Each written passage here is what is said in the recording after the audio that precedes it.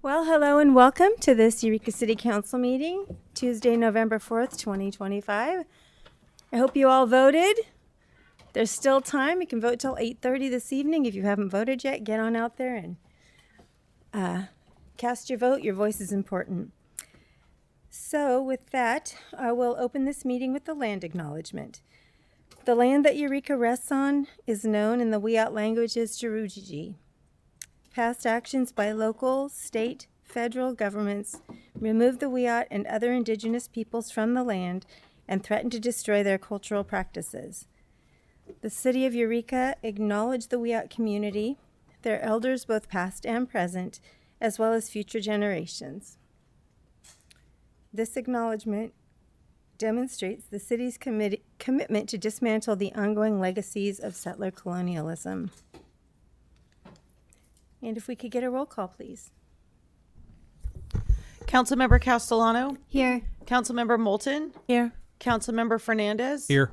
Councilmember Bauer. Here. Councilmember Contreras-Deloche. Here. And Mayor Burgell. Here. And would all who care to join me in the Pledge of Allegiance? I pledge allegiance to the flag of the United States of America and to the republic for which it stands, one nation, under God, indivisible, with liberty and justice for all.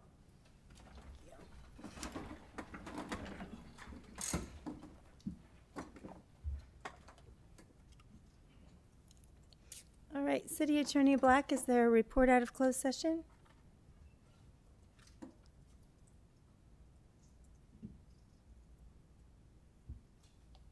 There is, Mayor. In closed session, there was a motion to direct the filing of an appeal. And let me get the case name up here. In the lawsuit, ongoing lawsuit of Ecological Rights Foundation versus City of Eureka, United States District Court number 22 CV 01459 JST, and City Clerk Pam Powell will report the results on that motion. Mayor and Council, the motion was made by Councilmember Bauer, seconded by Councilmember Castellano. It was a 4 yes votes and Councilmember Moulton dissenting. Motion carried. Thank you. And tonight, I just wanted to give a couple of announcements before we move on with our proclamation. I wanted to let everybody know, sometimes we hear there's nothing happening in Eureka, so I just want to list a few things. So first of all, November 13th is World Kindness Day. Many nations all over the world celebrate World Kindness Day. And my hope is that you might take a moment of your time to smile at somebody, take your shopping cart back, the little things that really make a difference in our community. And that's one of the things I love about our community, is that you see that every day in our population. And it really is a blessing to live here for that reason. So that's November 13th. You don't have to wait till then to do something nice for somebody, but certainly make an effort on that day. And then November 8th, which is this coming Saturday, they're going to need volunteers down in Old Town to help decorate the light poles. If you've been down there, there are garlands and the ribbons. It's all starting to come together. So they're out there from 10 to 12 and 1 to 3, and they meet at the Visitor Center, I believe. So if you're looking for something to do on Saturday to be of service and to be a part of the community, join them. November 15th at 10 a.m. at the McKay track is the Veterans Day at the McKay. It's a 5K and a 2 mile and a 6K, I think it is, or maybe it's a 5K and a 6K. Anyway, no, it's a 5K and a 10K. Look at me. So that's always a great time. I'm going to be out there with Veterans for Peace. So come on out, get your groove on, get some air, get some exercise. Free Meal is looking for volunteers. And then lastly, on Veterans Day itself proper at the Adorni Center. I believe that's at 10 a.m. They will be having a celebration. I don't know if it's a celebration, but they will be honoring all of the veterans. If you've never been to that ceremony, it is beautiful. I'd really encourage you to go. It's wonderful to be there. So those are some things happening in our city. So get out and enjoy each other. And with that, we'll move on to our first proclamation, National Alzheimer's Disease Awareness National Family Caregivers Month. And if I see Ms. McKenna, would you be willing to come up? And Katie Moulton will be reading that. Councilmember Moulton.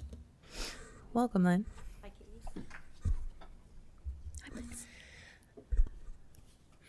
City of Eureka Proclamation in recognition of National Alzheimer's Disease Awareness and National Family Caregivers Month, November 2025.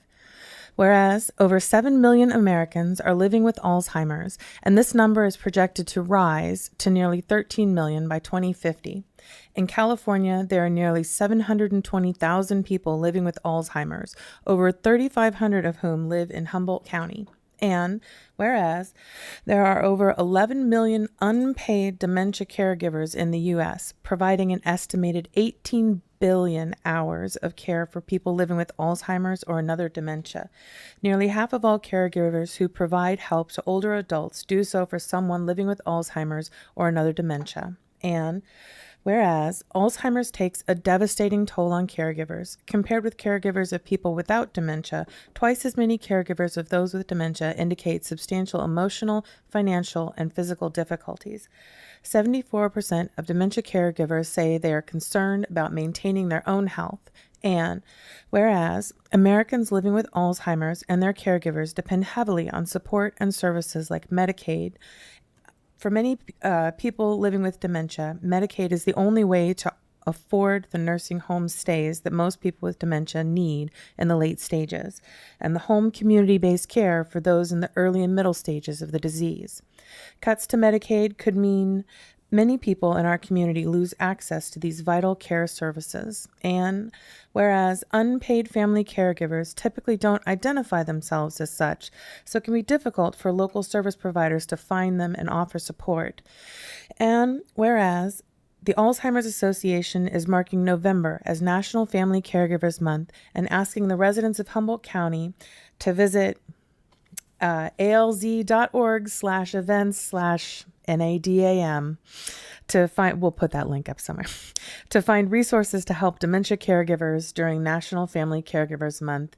And now, therefore, I, Katie Moulton, on behalf of Mayor Kim Burgell and the Eureka City Council, do hereby proclaim November National Alzheimer's Disease Awareness Month and National Family Caregivers Month in Humboldt County.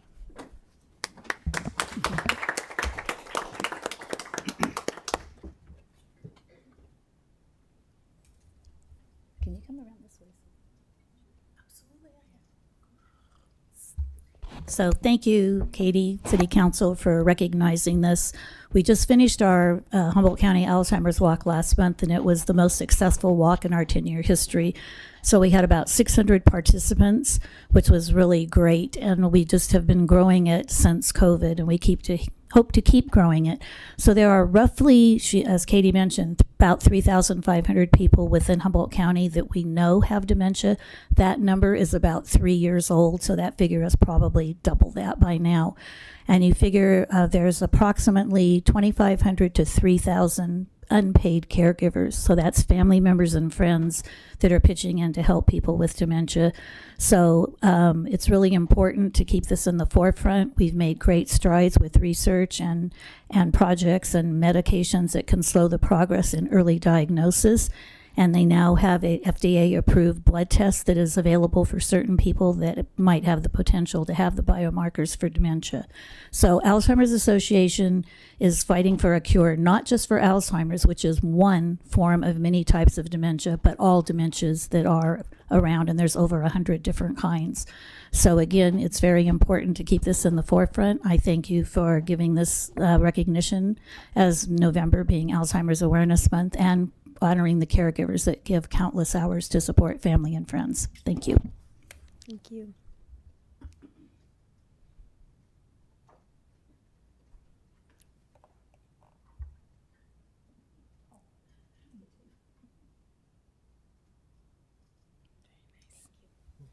Very nice. Can I clap out?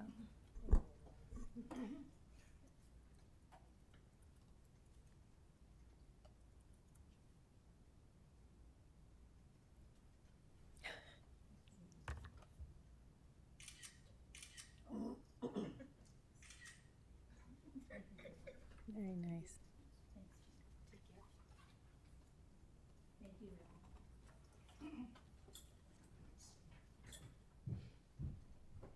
Thank you, Lynn, for being here and all you do for our community. It's an awful lot. Appreciate you. So that'll take us to presentations, and we will first be having our 2025 holiday season initiatives with Economic Development Project Manager Asbury. Welcome.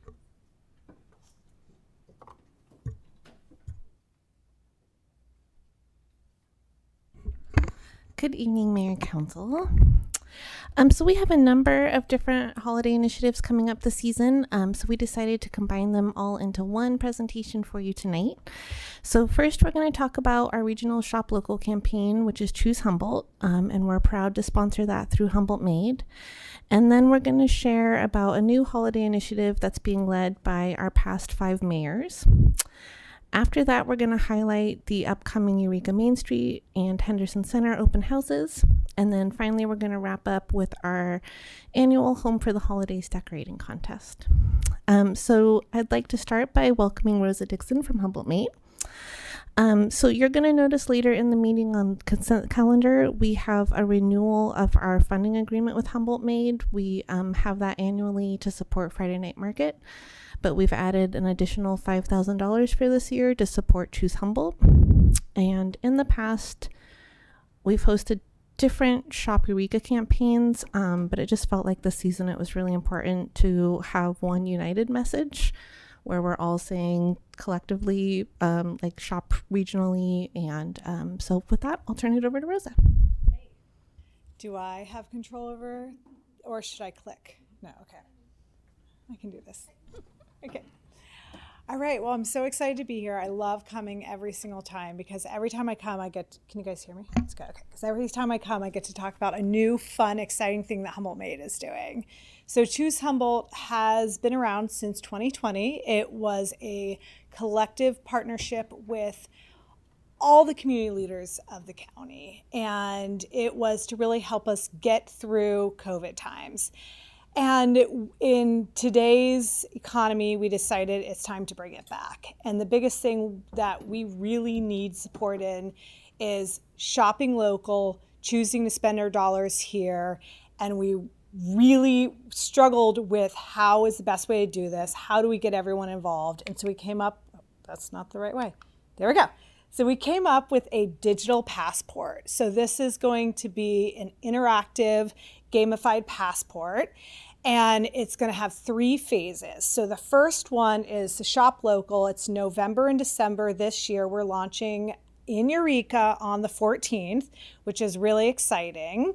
It's easy to download. It does not require any personal information to download, which is great news for the user. For me, I wanted all that personal information, so not great news for me. No, I'm just kidding. There'll be an additional survey that people fill out that will they'll be allowed to give their information as they want.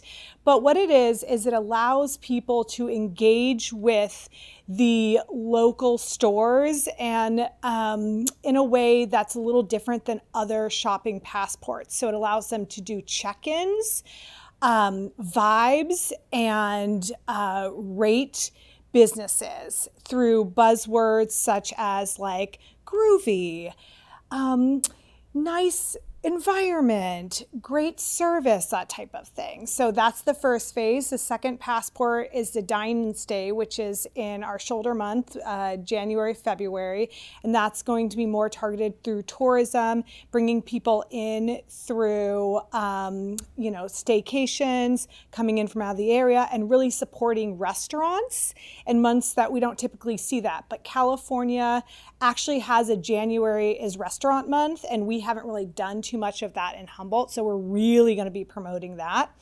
And then the May through October is Experience Humboldt. And those are going to be the events like Friday Night Market. And we're going to encourage things like, paddling in the bay and the zoo and all that sort of stuff. So it's going to be an 18-month program. And so how it works is you download Vibe Maps, you engage by, like I said, rating, giving vibes, and you earn badges, which then puts you in a drawing to win prizes. And the prizes are going to be 3 different levels. The first level is going to be, when you first engage, you're going to get like a sticker, which is going to be fun and exciting. When you first download the app at the events, you're going to get a shopping bag. So we're excited about that. And then the prizes kind of build. So the big prize will be like a big staycation with like a weekend at, in Trinidad at the Lost Well Inn in a restaurant. So it will be, incentivized between that. We plan to really market it through the shopping bags, through the different posters. And we came up with this as a full collaboration with all of Humboldt. And we partnered with the cities, the county, and the chambers. And so there are 300 businesses that are included in this and the first round. And through that, we feel like we're going to have a really amazing, strong campaign. And everyone is really excited about it, as I am. So thank you guys for supporting. Do you have any questions or? Do we have any questions? Councilmember Fernandez? Hi, thank you for putting this together. When you were talking about the passport, I'm curious what the outreach looks like for that. Where are we communicating that? Which mediums? Yeah, so it is going to be, there's going to be posters in every shop in all the stores in Humboldt County. And that's being distributed through Humboldt Made and all the chambers. It's also going to be on all the social media of Humboldt Made, Friday Night Market, the chambers. And then we're doing tons of press releases and a ton of events. So all the events that are coming up, like the open houses and the holiday shopping events, we will be there talking about it, giving out free bags and stickers and promoting it and all that sort of stuff. And, Humboldt Made is a small town, and I think people hear about things pretty fast, and they really love prizes. Like, everyone loves a good prize, and we're making the prizes good, and the businesses for them to participate. It doesn't cost anything, and that's been the whole point of this, was that we want to take the burden off the businesses. We really want to support the businesses. And the message is really clear. We have to support local. We have to shop local. We have to support our community. And this is a fun way to do that. Well, no, that's good to hear, because that was another follow-up question, is like, what's the cost to businesses? And it doesn't sound like anything other than like, yes, we want to be part of this. What are the materials that we need? So we are providing all that as well. Right. There's like no burden to the businesses or to the user of the app, right? So it's free to them as well. And Vibe Maps is a national, it's a national app that's used everywhere. If you download it right now, there are local businesses that are already included in it. Dick Taylor's is, and all that stuff. They do, and they work with cities. It took quite a bit of convincing to get them to consider Humboldt County as a city. But that's what we did. We convinced them. And so we were able to incorporate the entire county into the project, which is the first time they've ever done that. But we're also working with Southern Humboldt. And so it reaches all the way down to Southern Humboldt, to Northern Humboldt, East and West. So all the unincorporated towns and towns are included, including Hoopa Valley and Shelter Cove. So Garberville to Orleans. Exactly. Out to Willow Exactly. Very okay. Yep. And we really tried to work with our community partners that know their businesses that fit into each of these segments to represent those, so that it wasn't just on us, using AI to pick it.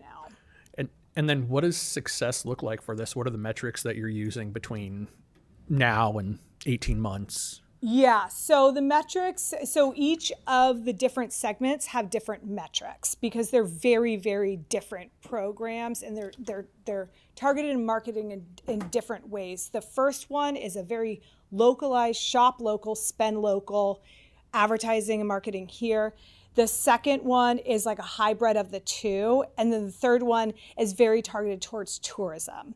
So each of those have very different metrics. Here, we want to see engagement of, and I normally have a slide, but I was told to keep it simple.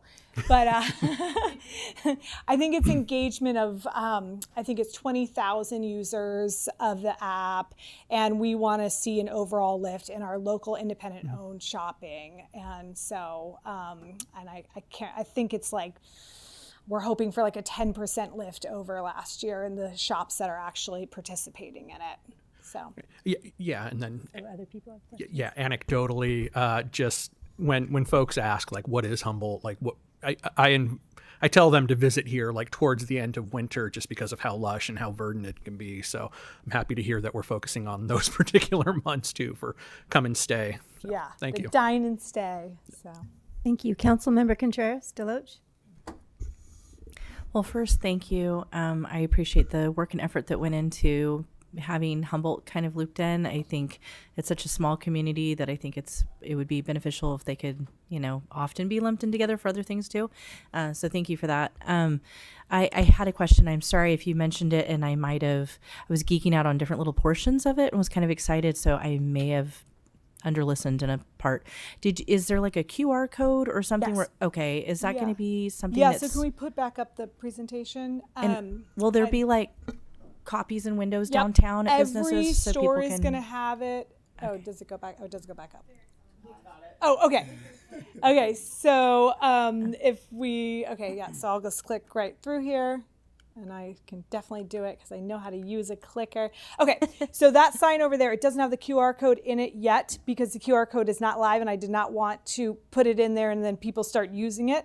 But that little green sign, that's going to be in every window of every store in our county. Cool. And so the funding that the community is supporting, you guys supporting, is these print ads, the rebranding, the messaging, and I love the messaging here. We call it a glow up. So the messaging is buy local, build community. That's the first one. And then I don't know why that looks like that, but rooted here, rise together. That's like another one. So they're just really sweet, like little messages. And so there'll be QR codes everywhere. There's going to be shelf talkers that are next to every register. We're also printing coasters that are going to be at all the restaurants and bars with the QR codes as well. Which I think the coasters, Charlene came up with that because she works in a bar. I was like, I think that's brilliant. People sit there and just look at it. So Cool. Thank you so much. yeah. Councilmember Castellano. Yeah, thank you. And again, thank you for all of the work you're doing with Humboldt Made and beyond in the community. I was curious, and I downloaded the app and just checked it out in general, and it seems pretty easy to use. But I know some folks are kind of app saturated. And so are there ways for people to participate, perhaps not with the prizes and things, but just to kind of spread the word that aren't app based? Yeah, so there are certain towns, like Garberville has a really amazing passport program that is not a part of the app, that we are also promoting, and Fortuna does as well, and we're promoting those as well. And then we'll be doing other like giveaway things for just posting pictures on social media and stuff like that. Our demographic are iPhone users that use technology. And so that's really what we're targeting. And there was some pushback initially with older generation. And we kind of just had to say we love you guys and thank you so much for supporting local. And we're going to focus, we're going to kind of focus in on a digital age is kind of what we did. But we will have lots of opportunities through the entire season that will have like online giveaways that are not associated with the app as well. Great. And then let's see. I appreciate the 3 phases, and I was just curious in terms of the dine and stay. I for sure promote different recommend hotels to people who are coming, but in terms of how will this be kind of reaching out of the area audiences that might come here for their holiday shopping or might come here to stay? Yeah, so the dine and stay will be, like I said, like a hybrid of a local staycation, and we do weekly articles, but one of our monthly features for Choose Humboldt is about staycation. So we really promote the staycation aspect, but we are working with some partners in the Bay Area and Southern California, especially in the airports that are servicing, and we're hoping to do some marketing and work with HLA and try and do some marketing out of the area as well for, especially when we move into the Experience Humboldt, because we're going to be running a big campaign that's Come for Friday Night Market, Stay for the Weekend, and it's going to be an entire experience weekend that we're going to be promoting, and that's going to be really about tourism and really about Experience Humboldt in a way that people don't even know about it. So Thank you. all to come. Yeah, thank you. Yeah, So exciting. Thank you so much. thank you. Well, Leslie, your question kind of tied in perfectly to the next presentation, which is with Allie Jones, because it's the past 5 mayors and their campaign. And because fundraising is difficult this year, they decided to instead promote all of the exciting things happening in Eureka. So like for the Eureka posters, it's going to be directing people to the webpage of a list of all the things that are available, and then the Choose Humboldt will be a piece of that. So the app will be part of it, but it'll be part of all the things that are available. So with that, I'll turn it over to Allie. She's joining us via Zoom, and she can share the Eureka for the Holidays campaign.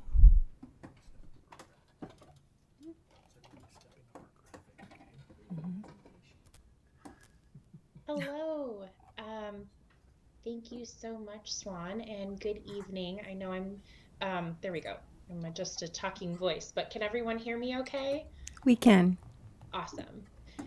Good evening, council members, mayor, and community members. I'm Allie Jones with Illuminated Marketing, and I'm here to share a little bit on behalf of the Eureka Mayors Coalition about the Eureka for the Holidays. This is a second year of the former mayors coming together, but the first year of a more collaborative campaign that's really designed to help celebrate our city and what makes Eureka so special during this season.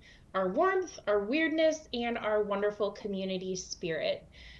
So as Swan just mentioned, this really ties well into what Rosa was just sharing and partners very much with the same message, but a little more Eureka centric and a little more event focused to not cross ties with what Humboldt Made is already doing, but really comes together really well.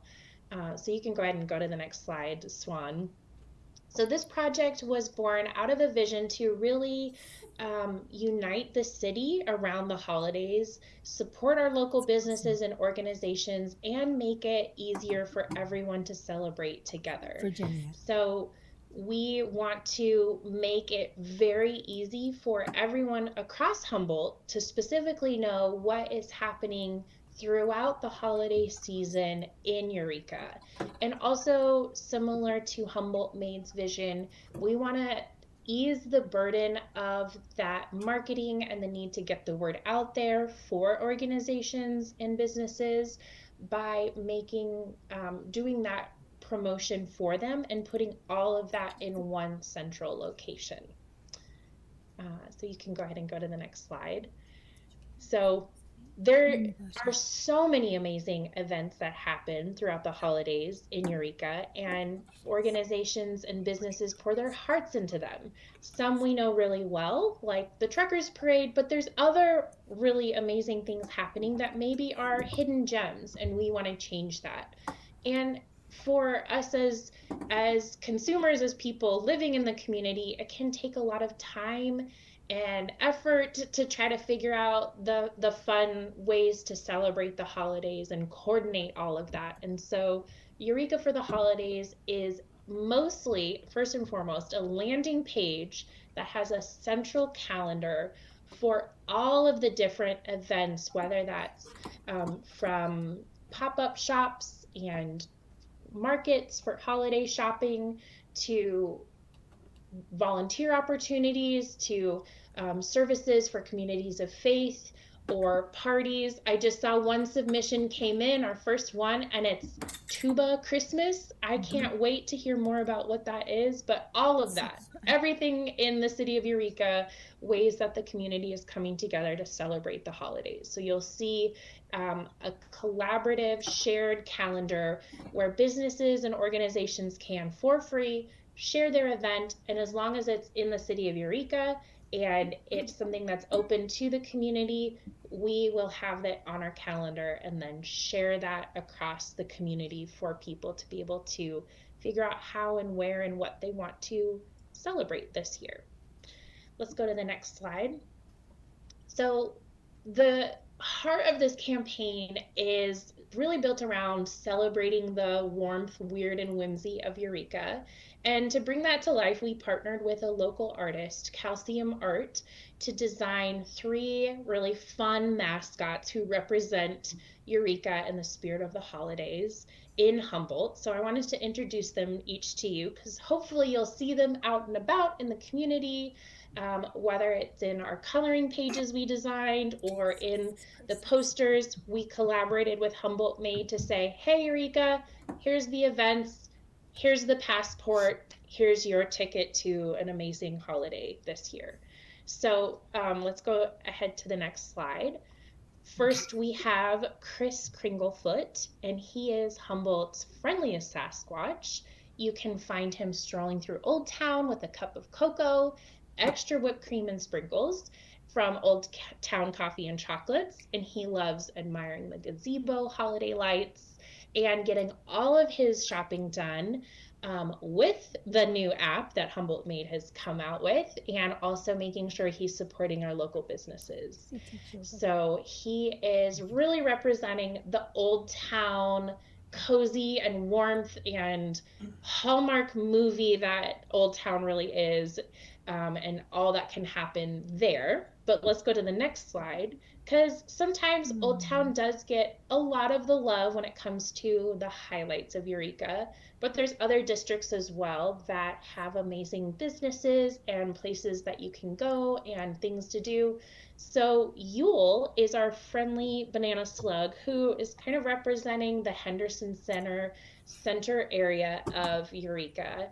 So carrying a wrapped gift from Toy Box and nibbling on holiday cookies from Cherry Blossom Bakery, Yule is our quirky, cheerful, full of holiday spirit banana slug.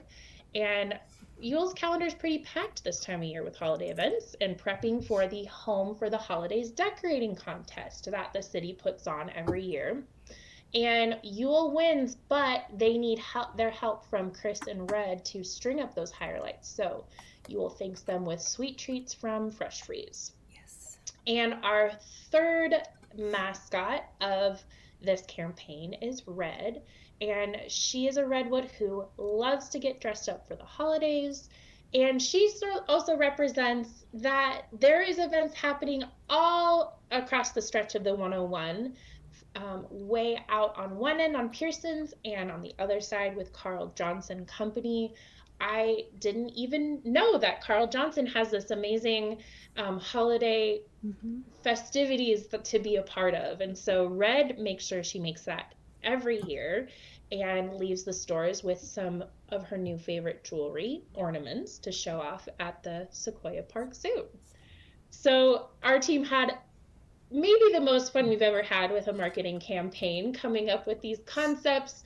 We hope that this is something that we could maybe use more than 1 year to just create this fun, unifying, and really celebratory way to think about new and old traditions when it comes to celebrating in the holidays. So let's go to the next slide. What you'll see across the campaign, hopefully, is a lot of things out in the community, from posters to gift tags at shops that offer gift wrapping support that are aligned with this campaign, and partnering with schools and community organizations to make sure that these materials are available, and just connecting Eureka and the holidays together. And then if you go to the next slide, all of our marketing across social media and press releases, email marketing, is all going to be directing people to visit Eureka's website, which is where this will be housed. And to answer a question that was asked earlier from the council, we'll also cross-reference our tourism community that is celebrating in the holidays. Will definitely see the event calendar jam-packed with opportunities for them to check things out locally. And so visit eureka.com/holiday is currently being built as we speak, and will be hopefully ready to launch in mid-November. But it has just a little bit more of a message from our mayors that are sharing the why behind this campaign, bringing people together, that calendar of events that really is going to be holiday activities, business events or sales are welcome to be on there, fundraisers, faith services, volunteer opportunities, all sorts of different things. We want that to all be available in one location for people to be able to plan their holidays and find some new opportunities to celebrate. We're also going to be offering a business toolkit with some downloadables with these graphics that you're welcome to use in your organization for your own marketing purposes.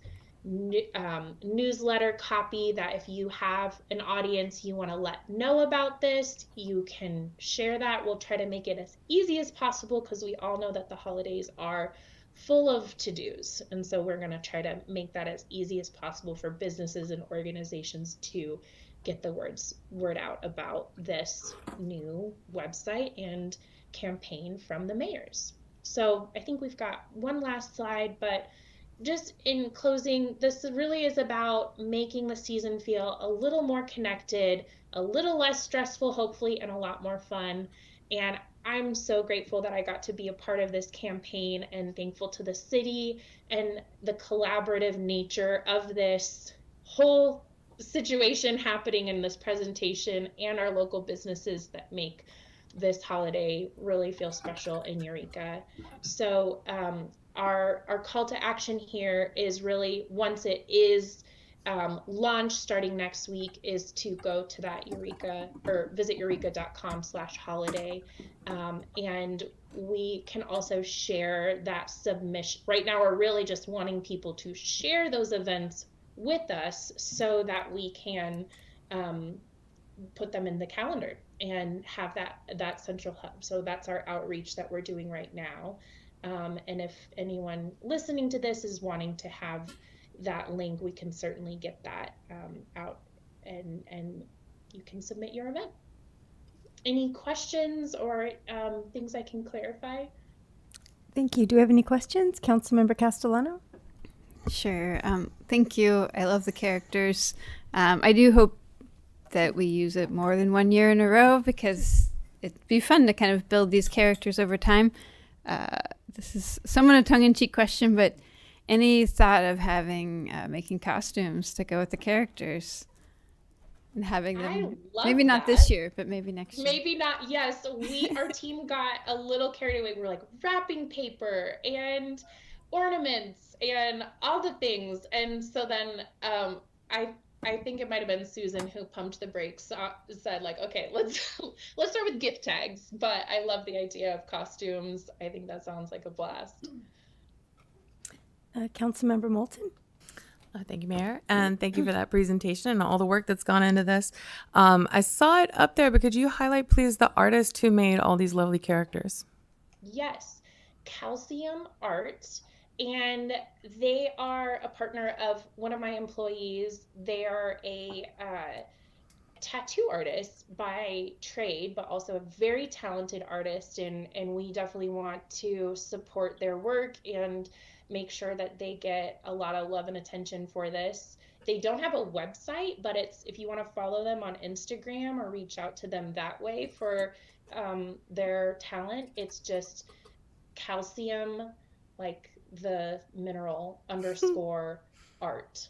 So if I wanted to get Yule tattooed on my leg, I could get that done. Oh, Okay, they good. would be down. I'm gonna make a note. Promise. Yes. Classic.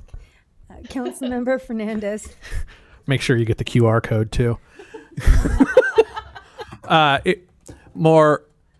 I'm curious because you had said that Chris Kringlefoot is in Old Town meandering around handing out hot chocolate. I'm just curious, city manager, if you have a Bigfoot outfit that we're unaware of, because you can sign me up. I'd be in. Well, yeah, because then I would be on board for Yule. I'm just saying. So, no question. Just weird commentary. Love it. Yeah. Any further questions? Thank you so much for your presentation and all you do. Thank you, Allie. So next I'd like to invite up Amanda Kruschke, and she is going to share about the upcoming Eureka Main Street open house. Good evening, Mayor and Council. I'm here to share everything we have going on for the holidays for Eureka Main Street, which is in Old Town and Downtown. First of all, we have our holiday open house on Friday, November 14th. And so we will have late night shopping. Stores will be open with treats and specials. We'll have live music. I think we're going to bring in a couple of food trucks. Humboldt Bay Fire will be there with their truck and a toy drive. And we're also going to be collecting food and donations for Food for People. So that should be a really fun evening. We have over 20 businesses that will be participating, so we hope everybody comes out for that. So the 14th is also the kickoff for Choose Humboldt. They'll also be there handing out bags, and we're happy to be part of that. And we have an annual holiday shopping spree drawing that also will begin that night. And so that's for any shoppers that go into participating businesses and spend $10. They get a entry form to win a collection of gift cards from local businesses. And that goes from, they're collecting entry forms from November 14th through December 12th. And then the winners will be announced on the 16th. So they'll be able to have a little bit of time to spend that before the month ends. And then we have Santa's Arrival in Old Town, which happens the day after Thanksgiving. So that would be Friday, November 28th, and that is from 2 to 4 p.m. And there will be kids' activities. Santa arrives via Humboldt Bay Fire Truck, which gets everybody excited, including the firemen. They really like to come down and participate with that. So we'll also have kids' activities at that point. We'll have some face painting and balloon art and stuff like that. Keep kids occupied while they wait for their time to visit with Santa and get a photo taken with him. And then on Small Business Saturday, which is Saturday, November 29th, we kick off the day with the snowball drop at 11 o'clock. And if you've never been to that, it's really entertaining. We have basically a giant air gun that shoots ping pong balls into the crowd. And the ping pong balls all have a participating business and their address written on it. You go to that business and collect the prize that they've decided to give you. So it's a fun way to get people out into the businesses, probably one that they've never considered or known about. So that's a fun way to start the day and keep people shopping local. And then we have Tuba Christmas on December 6th, and that's at 1 o'clock. And it is a really fun annual event. There's some diehard Tuba Christmas fans. So that happens at the gazebo, and we do have a rain contingency plan because rain does bad things to tubas. So if that happens, we'll let you know where that gets moved to, but we'll have to decide that later. They really prefer to play outside because they really fill up the space. And then later in that day, on the 6th, we have our December Arts Alive, which is always a really big festive one to come out to. So we have lots of stuff going on. We're excited to be partnering with Choose Humboldt and with the former mayors. And if you haven't been, well, there's a lot of decorations that have already gone up, but there's a lot more to come. And downtown and Old Town is the place to be this holiday season. So we hope to see all of you there. Thanks, Amanda. Amanda, could you clarify the time on the 14th in the evening? That's from 5 to 8. 5 to 8. Yeah. Thank you And so we have much. kids' activities that night too. I don't know if I mentioned that. No. Are there any questions for Amanda? Thank you. And I'd also like to share about the Henderson Center open house. So it's going to be on Thursday, November 20th from 5 to 8. It's been a holiday tradition since the 80s, and unfortunately it had to be canceled last year. So we hope everyone really makes a special effort to attend this year because the Henderson Center merchants really need some help. So there's going to be free family photos with Clydesdale horses, visits and photo opportunities with Santa, the Grinch, and other characters, and fun surprises at each participating business. And I have flyers on the table out in the hallway if anybody's interested. And then we'll also be promoting both open houses with their info on our socials. And then I'd like to welcome Madison Green to come up and talk about our Home for the Holidays decorating contest. Hi everyone. I am going to be wrapping up this evening's presentations talking about Home for the Holidays home decorating contest. It's that time of year again where we're asking our community members, friends, family to submit their homes for Home for the Holidays.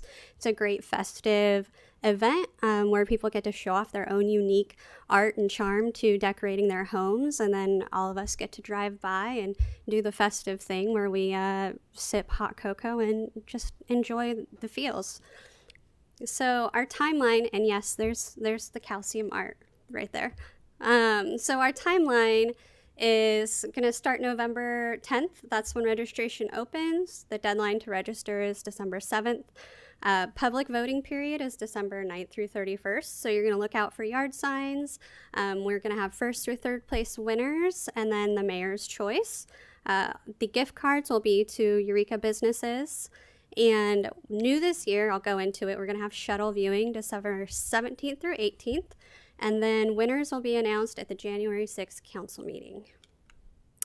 So shout out to Councilmember Castellano for connecting us with this, but we have a new event this year, which is shuttle viewing. So we're going to start with partnering with HTA at the California Welcome Center, and people are going to be able to come by and enjoy some treats while they're waiting, but we're going to depart every hour on the hour and go on a little 30-minute tour of the houses that have registered for this event. We're super excited to add this in this year, and I hope that it does great and we can continue doing it in the future.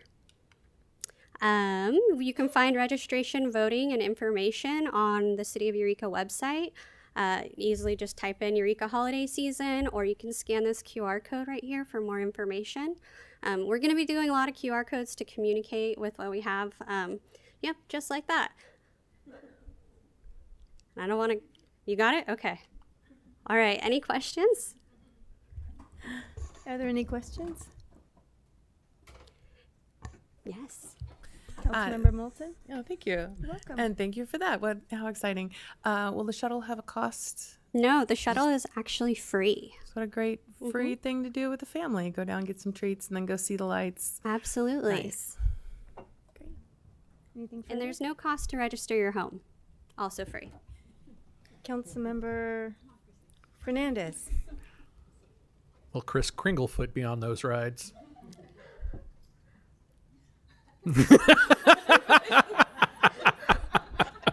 I mean, we can hope. Christmas Is that miracle. a begrudging nod? Okay. Great. All right, thank you. So thank you. Thank That's you. all of our holiday initiatives for this year. We have our regional shop local events. We have our specific Eureka campaigns. And then for residents, we have the decorating contest. So we're excited about everything that's happening. And we're getting off to a good start so far. So thank you. Thank you so much.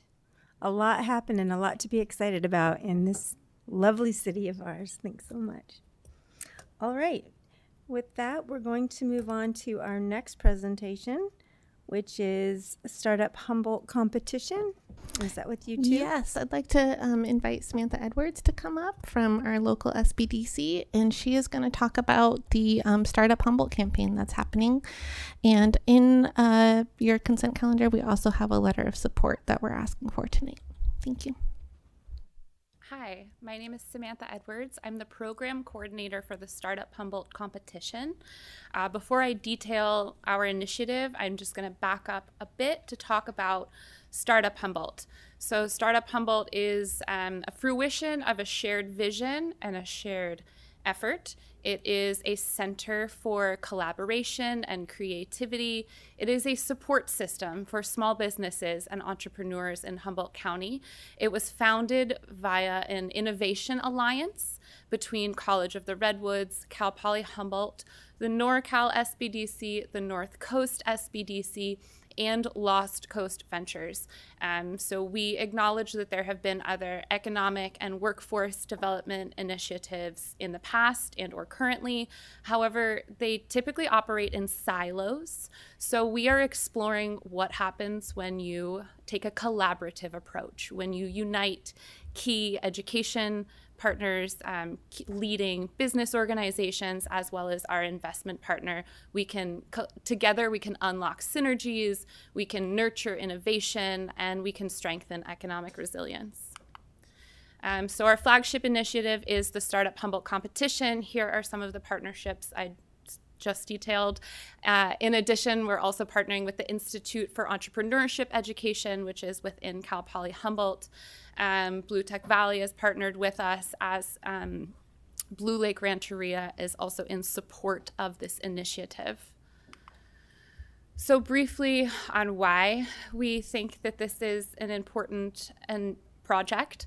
Access to capital can be an issue here in Humboldt, and it is causing talent flight. People are leaving our region in search of better funded opportunities elsewhere. And with that, it's a self-reinforcing cycle of disinvestment. When they leave, they take their brilliance as well as their economic potential with them, and there needs to be a catalyst for change. Something to stop that trajectory. So our solution is Startup Humboldt, this innovation hub, as well as our flagship competition initiative. There is data on what simply the existence of an innovation hub can do for a community, especially a rural community. It can inspire revitalization. It can shift the cultural mindset that someone has to leave in order to be successful. We are already a community of creatives, and that creativity can be applied to entrepreneurship and innovation. This can help, you don't need to leave to be successful. You can start a business here. You can scale your business here. And most importantly, you can stay here and be successful here. And that is the kind of mission, that's the values that we're trying to impart, especially by way of this competition. So Startup Humboldt, as an innovation hub, it's also a co-working space.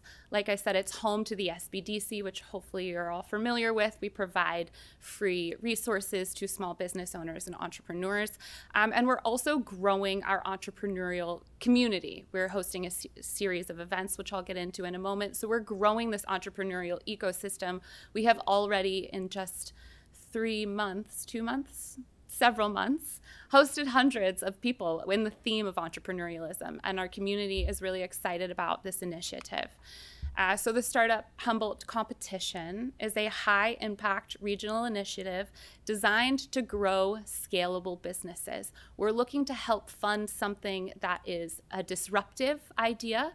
It is a meaningful solution to a significant problem, or It's a venture that's going to eventually create dozens of well-paying jobs here in Humboldt. We're looking for impact, and through those areas, we will thus build a stronger local economy. I'm sure you've heard of Economic Fuel in the past, or Awesome Comp in the past. Some of the same advisors and judges of those past business competition iterations are part of our subcommittee, and we've learned from those past occurrences. There's a few key differentiators, my favorite being the $200,000 is not prize money. It is milestone-based funding, which means prize money. I'm sure you've all seen the business competition photos where they hold a really big check and it's prize money. And sometimes those people go on vacation. And I'm happy for them, but that doesn't cause the economic impact that we're trying to stimulate. So we are offering access to $200,000 in milestone-based funding, meaning any winners will go through a post-competition incubation period, and that funding will be unlocked in stages once they hit predetermined growth goals. We're doing this to ensure accountability, of course, to ensure impact, and to protect donor investment. We are also, with past competitions, perhaps they were encouraged to get a mentor towards the end. With the Startup Humboldt competition, every accepted competitor will immediately be linked with a one-on-one business advisor through our partnership with the SBDC. So there will be wraparound mentorship walking them through every stage of this competition. There will be 4 mandatory one-on-one business advising sessions for every team. There will also be 4 mandatory advanced entrepreneurial courses taught by either College of the Redwoods or Cal Poly Humboldt professors. So regardless of whether or not they win this access to milestone-based funding, they're going to leave the competition with a strong entrepreneurial foundation and a clear path to launch or scale their business. There's also networking and support just simply by inviting people to the Startup Humboldt. Teams are building themselves. And then there's also long-term support opportunities by way of our partnership with Lost Coast Ventures. I don't know why this looks like this, but this is a version of hopefully posters that maybe you have seen around town to detail our events timeline.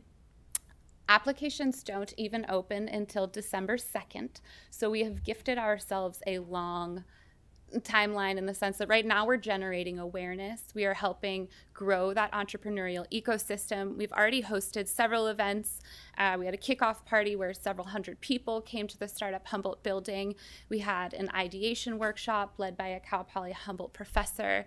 We recently hosted an entrepreneur talk in which the founder and managing director of Cypress Grove came and shared insights from their entrepreneurial journey.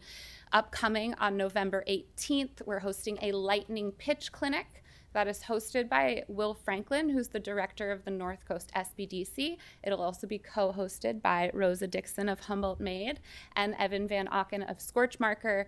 The two of them can anecdotally share instances of when a strong pitch helped them expand their now nationally distributed products. So being able to tell a compelling story is important for any entrepreneur. Thus, we're offering that education on the 18th. It's going to be really interactive. You, of course, are all invited. It's at the Startup Humboldt building, 5:30 to 7:30. And then on December 2nd, we are hosting a leadership panel that will have Dan Phillips, who is the former CTO of Hulu. He is a local gentleman. He's also the founder of Lost Coast Ventures. Cal Poly Humboldt's interim president, Michael Spagna, will be on that leadership panel, as will Jennifer Budwig, who's the VP of Redwood Capital Bank, of course, and then an angel investor, S.K. Lee, who is also a local angel investor and founders coach, and she just popped into the Innovation Hub one day, so it's already kind of drawing in some of these entrepreneurial folks, so that's really exciting. So December 2nd is when applications open. Applications will close January 25th. We will notify the participants that are being welcomed into, we're going to welcome maybe 40 teams or so. We're limited of the capacity, of course, by offering them a one-on-one business advisor, so we can only invite 40 teams into the competition. They will be notified beginning of February. The courses and mentorship I mentioned will happen February and March. And then come end of April, we will have a very friendly, very fun Humboldt-style Shark Tank final pitch event. Friendly Shark Tank final pitch event, and award ceremony. What's not on here that's a cool bit is that I'm currently working with one of the engineering classes at Cal Poly Humboldt, and those students are designing some of the items for the competition, such as the trophies and the lectern for the front of the room. So this is really a community initiative, and the more members of our community that we can get to be part of it, the more impactful that we can be. These are just the judging rubrics that show, market and problem, team and founder, as well as scalability are some of the more important elements that we will be grading teams on. And then also to remind me to talk about micro ventures. So the primary focus of this competition, of course, is to fund the next Yakima, the next Wing Inflatables, the next Kokatat, the next multi-million-dollar enterprise that is very Humboldt County. We can have a multi-million-dollar business here that doesn't just value profitability. Of course, profitability is important. You need to be green in order to maintain operations, but we have an opportunity here in Humboldt to also grow a multi-million-dollar venture that values environmental well-being and community prosperity. We also recognize that there are smaller businesses, smaller micro ventures that still make an impact and may make a quicker one. They may not, hire dozens of people, but they may be able to hire a few in a shorter period of time. So we will also name one micro venture winner. Some of the criteria is there. They can achieve profitability within 18 months. And most importantly, that $10,000 award would be a meaningful contribution to their overall startup or scale-up costs. So really our next steps is spreading the word, which is why I am here today. I am asking for a letter of support, which would be really impactful as I am growing we're still growing our seed capital, looking for sponsorships. And also if you have any referrals or recommendations, either to our program, to my presentation, or other local organizations or entities you think would be interested in sponsoring and supporting this initiative, because every contribution to the Startup Humboldt competition is a direct investment in local talent and long-term economic resilience. Do you have any questions? Do you have any questions? Councilmember Fernandez? Just full of them tonight. You were talking about milestone funding, and so I'm curious, the milestones are going to be unique somewhat to each of the teams, Exactly. correct? Yeah, they're going to be completely tailored. Every business is different. Every stage of business is different too, because we are inviting in, thank you for this question, we're inviting both business concepts. You might have $1 million idea and we're going to help you make it a $10 million business, or you might have a pre-existing business that's ready to scale. So those growth goals will absolutely be tailored to each individual competing team, and they will be agreed upon. The competing team will be part of that process with their business advisor.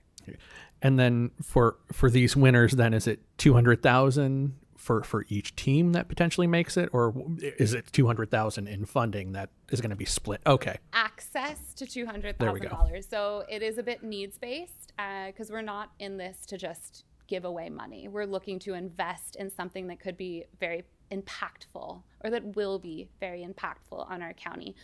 So if they only need $50,000, then of course we're only going to provide them with access to that $50,000 if they hit those predetermined growth goals. And then I saw that some of the partners include like CR, Cal Poly Humboldt. Have you done this presentation or reached out to any of the K through 12 districts? We have done it to the Arcata High School. I have been in touch with Colby Smart, I believe his name is, and I was supposed to present to the Humboldt County Office of Education Council meeting last month, but it was canceled. So I am on the calendar for the next one to, again, talk about just letting our youth know about this innovation pipeline and inspiring them. While the competition won't be open to anyone under the age of 18, if a 16 or 17-year-old has a groundbreaking idea, they can partner with their parents and join the competition. Okay. But yes, that is in the pipeline. Okay. So have you reached out to Eureka City Schools? I believe through my upcoming presentation to Colby's group, I will be better networked with with them.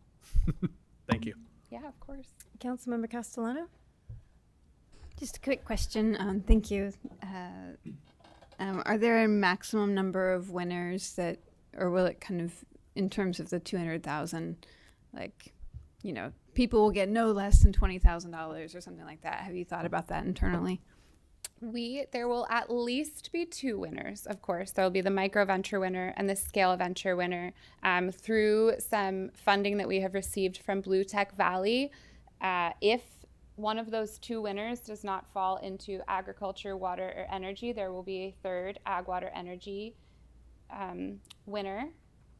And then it's needs based. So if there are 2, I mean, all we really need is 1 to be impactful. But if we have the opportunity to provide funding that will make a significant contribution to that startup or launch, then we'll try to name as many winners as we can, of course, but we don't want to reduce the amount of funding so much that it's not impactful. Exactly. Thank you. Of course. Any other questions? Thank you so much for being here. Thank you very much. I really appreciate it. Yeah.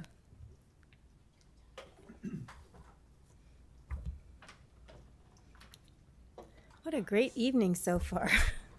Love these kind of meetings. A lot of great things happen in our city. So with that, we're going to move on to public comment. This is the time for members of the public who wish to be heard on matters that do not appear on the agenda. City Council policy is to limit each speaker to 3 minutes. Such time allotment or portion thereof shall not be transferred to other speakers. Pursuant to the Brown Act, the City Council may not take action on an item that does not appear on the agenda. So do we have anybody here that would like to speak in public comment that's not on the agenda? You can stand in line on the side there if you'd like, or so we got someone coming up.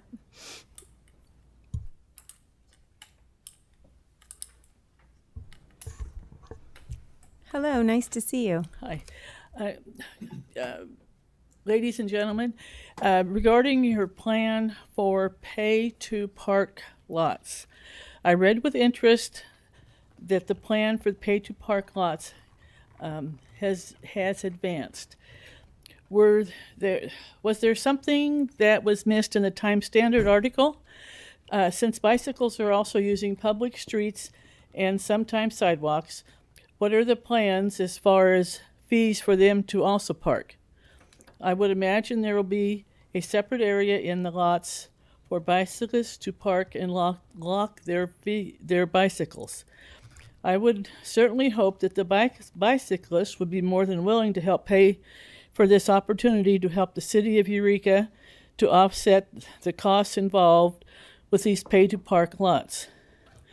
On the same subject, is the City Council considering putting time limits or parking meters in Henderson Center?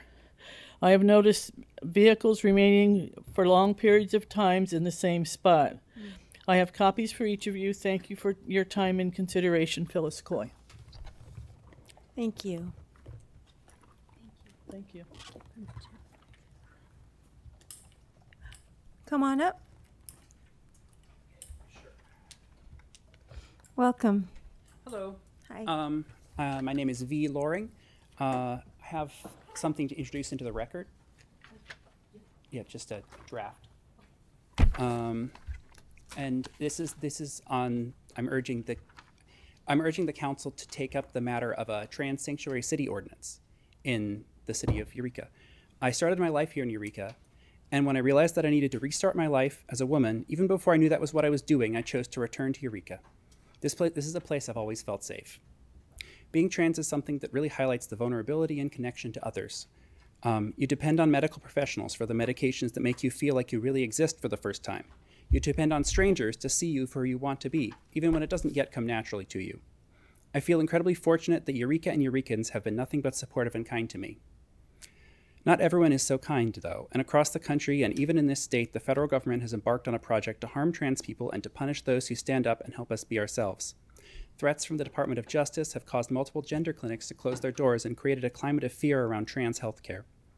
I believe that this effort, while terrifying, can be stopped.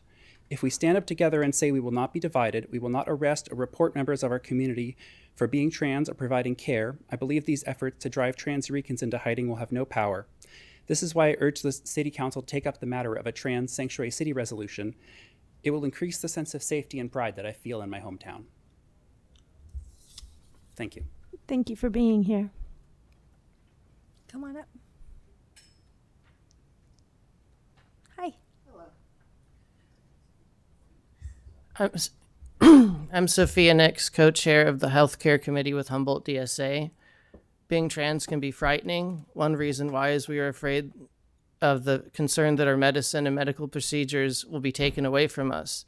Life-saving medicine and medical procedures. Making Eureka a trans sanctuary city would give me and my community one less reason to be afraid. Thank you. Thank you for being here. Come on up. Hi, I'm Pippa Coulter. I'm a pediatrician. I work in Eureka.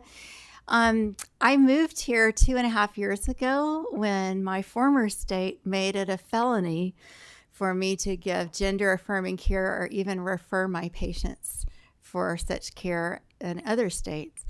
And so I'm happy to be able to be giving primary care in Eureka full time, and that includes gender affirming care for children and teens. What we do is evidence-based. It's recommended by the American Academy of Pediatrics and all the professional organizations who are using evidence-based medicine. I would really like to see this resolution passed to help support the providers who are being threatened, at the national level unlawfully with asking people to report us for doing care that's appropriate. And I would like it mostly for the sake of my patients who shouldn't have to be afraid. And they should hear that their community is behind them, that will stand up for them and make this a sanctuary city. Thank you. Thank you. Okay. Hi. Come on up. Welcome. I'm going to raise this a little bit for you, okay? A little bit more. There you go. I have a question about your mobile device policy. Currently states personal use is to be kept to a minimum and reserved for incidental necessity when an employee's This is privately on the owned device. agenda. Can you stop for just, I'm sorry, one moment. Oh, yeah? Can you tell me which item that is? It's on the consent calendar. Okay, so it's on the consent calendar, so if you'd like to have that item pulled, you should recommend it to a council member prior I to. didn't know if it would get approved, so I didn't bother. They can also speak on it during this comment period. During this comment period is Yes. fine? Yes. Okay, great. Okay, I'm sorry to interrupt you. It's That's just okay. procedural. Thank you. Yeah. Okay. Your mobile device policy states personal use is to be kept to a minimum and reserved for incidental necessity when an employee's privately owned device is temporarily unavailable. EPD found your senior IT analyst without a phone to his name, but this was no secret. He proudly told me his personal phone was provided by our tax dollars. Ensure city devices are not rooted and do not have unauthorized software or firmware installed. If he didn't root the device, who approved him to install dating apps? Your device policy forbids personal use that is abusive, illegal, or inappropriate, but specifically capturing or storing personal photos or videos. After EPD reviewed an extensive library of explicit media that your IT analyst created and transmitted from his work phone, he told them he did not have my consent to film me identifiably while enclosed or engaged in intimacy. He knew the rule conceptually, but couldn't sustain the situational awareness to realize not harming people requires active behavioral self-monitoring. He relied on me to stop him as he acted on impulse. So whenever he filmed without announcing, I was unable to stop him from exporting my body to an unaccountable corporation, nor was I informed that city policy gave him no expectation of privacy, and, quote, delete functions do not restrict city access. EPD told me your investigation was on hold and that if I withdrew, you would speak to me. You did not investigate before reinstating him June 3rd, here on camera, days before the police file was available. He explained to me how he had automated your systems to carry out the duties of several people on one salary by working remotely at all hours from the device. You let him engineer his own job security and rewarded him by looking the other way when I came forward with the files he told police I did not consent to.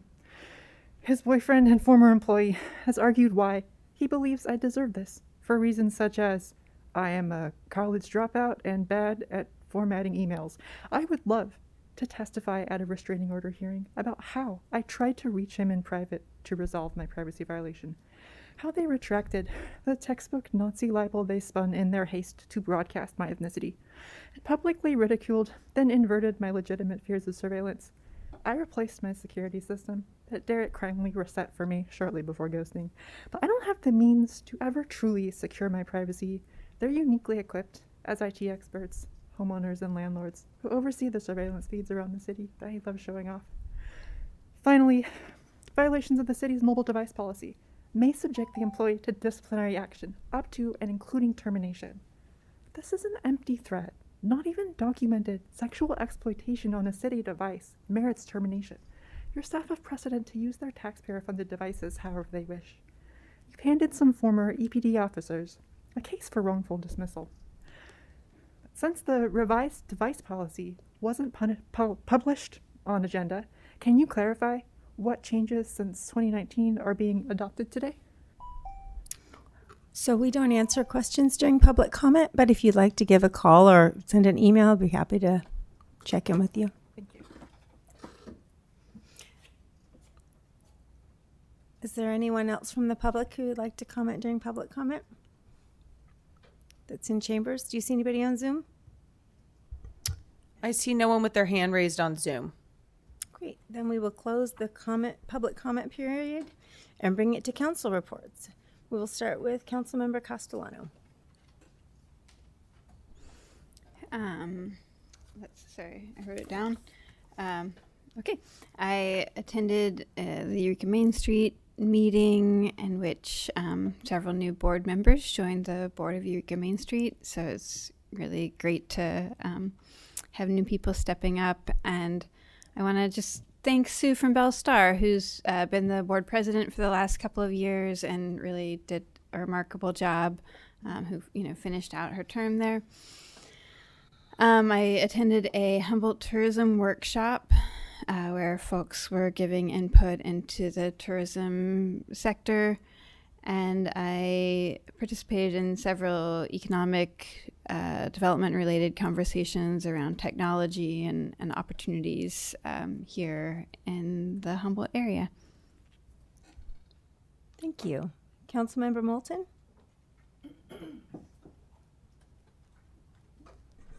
Thank you very much. Kind of hell of a lot, so I'm going to go quick. Let's see. I met with Special Agent Couch from the EPD, who is their union president, mostly just to build rapport. Went to the Women in Business Luncheon, sponsored by, oh no, who did it? Nope. Thank you. Kiwanis. Yes, the service clubs. Gotta love them. I'm sure have more to say about that. I observed the October 28th COP board meeting. Glad to see that the official mutual aid agreement signed by local law enforcement is in effect, signed by local law enforcement agencies from towns, the county, and tribal governments. Attended the Humboldt Bay Fire meeting. Pretty routine stuff, except that we got 2 new firefighters filling in the ranks there. And congratulations to firefighter Rebecca Sazowski, who completed her apparatus operator trainings, moved up to engineer. So now she is a paramedic, firefighter, operator. We're building all that talent from the inside, and that's really good to see. And the CR Firefighter Academy is one step closer to being able to train all our local firefighters here from cadet all the way through getting on the engine. I can't talk about that yet. I just wanted to mention, if you're having trouble stretching the food budget this month, Food for People, of course, has a variety of ways that they can help you out, including the Choice Pantry, upcoming drive-through pickup events. The Jefferson Project has free produce on Saturdays. They're doing, if you want to help either of those, you want to get some food, both those sets of people are out there to help you, along with lots of others. If you want to help out, both Food for People and the Jefferson Project would take volunteers, cash donations. Just be real careful. I know a lot of people really want to help out and see that everybody in our community gets plenty of food in their belly, but there are also some scammers taking advantage of that. So look for an accredited organization, somebody that you're familiar with, or giving food is hard to misinterpret on its own. Thank you. Thank you. Councilmember Fernandez. Thank you, Mayor. Attended a de-escalation training. I think that was back on October 23rd. It was at the Wharfinger, and it was being conducted by, you'll forgive me, I always forget Jacob Rosen's title. Managing Mental Health Commission. Thank you, and Officer LaFrance. I think it was a pretty good turnout, and I hope next time we offer that to our business community too. I know that's something we've talked about in the past. Attended the Central del Pueblo Dia de los Muertos this past Sunday. That I simply floored with the amount of turnout for that. All the seats taken, a line out to the museum got to a point where it's like there are going to be folks who get more from this out of the community than I do in this moment. So it's like having to leave at some point so someone else can have it. Councilmember Contreras Deloche was there as well, and coordinating with Councilmember Moulton on bringing together members of the business community through the Chamber of Commerce and advocates of the unhoused community, trying to put together some sort of, I wouldn't call it a 2x2, but something informal where we have an opportunity to talk with each other. And then myself and Councilmember Contreras Deloche are continuing to meet with members of city staff to discuss the topic and feasibility of an authorized encampment. Though this last month, we took a needed detour to discuss the city's involvement in the food needs for our community, as it was just mentioned, given the potential partial fulfillment there of SNAP benefits. So there'll be more on that later this week. But in the meantime, I'm grateful for the businesses and community members that have stepped up, helping with the free or low cost meals, Old Town Coffee and Chocolates, and then Humboldt Gold Exchange offering meals for students if the families are able to show a SNAP or EBT card. And then I think it was our Rutabaga Queen, Olivia Gambino, who was handing out supplies too, last week. And then I think city staff was also telling us that St. Vincent's and Free Meal that both need volunteers, or, yeah, thank you. Yes. Yeah. So always volunteers. So thank you. Thank you. Councilmember Contreras Deloche. Bauer. No, I was looking at her and I skipped you. We look a lot alike. I know. Staring me down. Thank you, Mayor. I attended the Humboldt Bay Fire meeting, and as Councilmember Moulton saying, College of the Redwoods Fire Academy is really close to accreditation. Is that how you say it? Accreditation. And they did receive it in January. Will be their first semester of training. Yes, it's going to be great.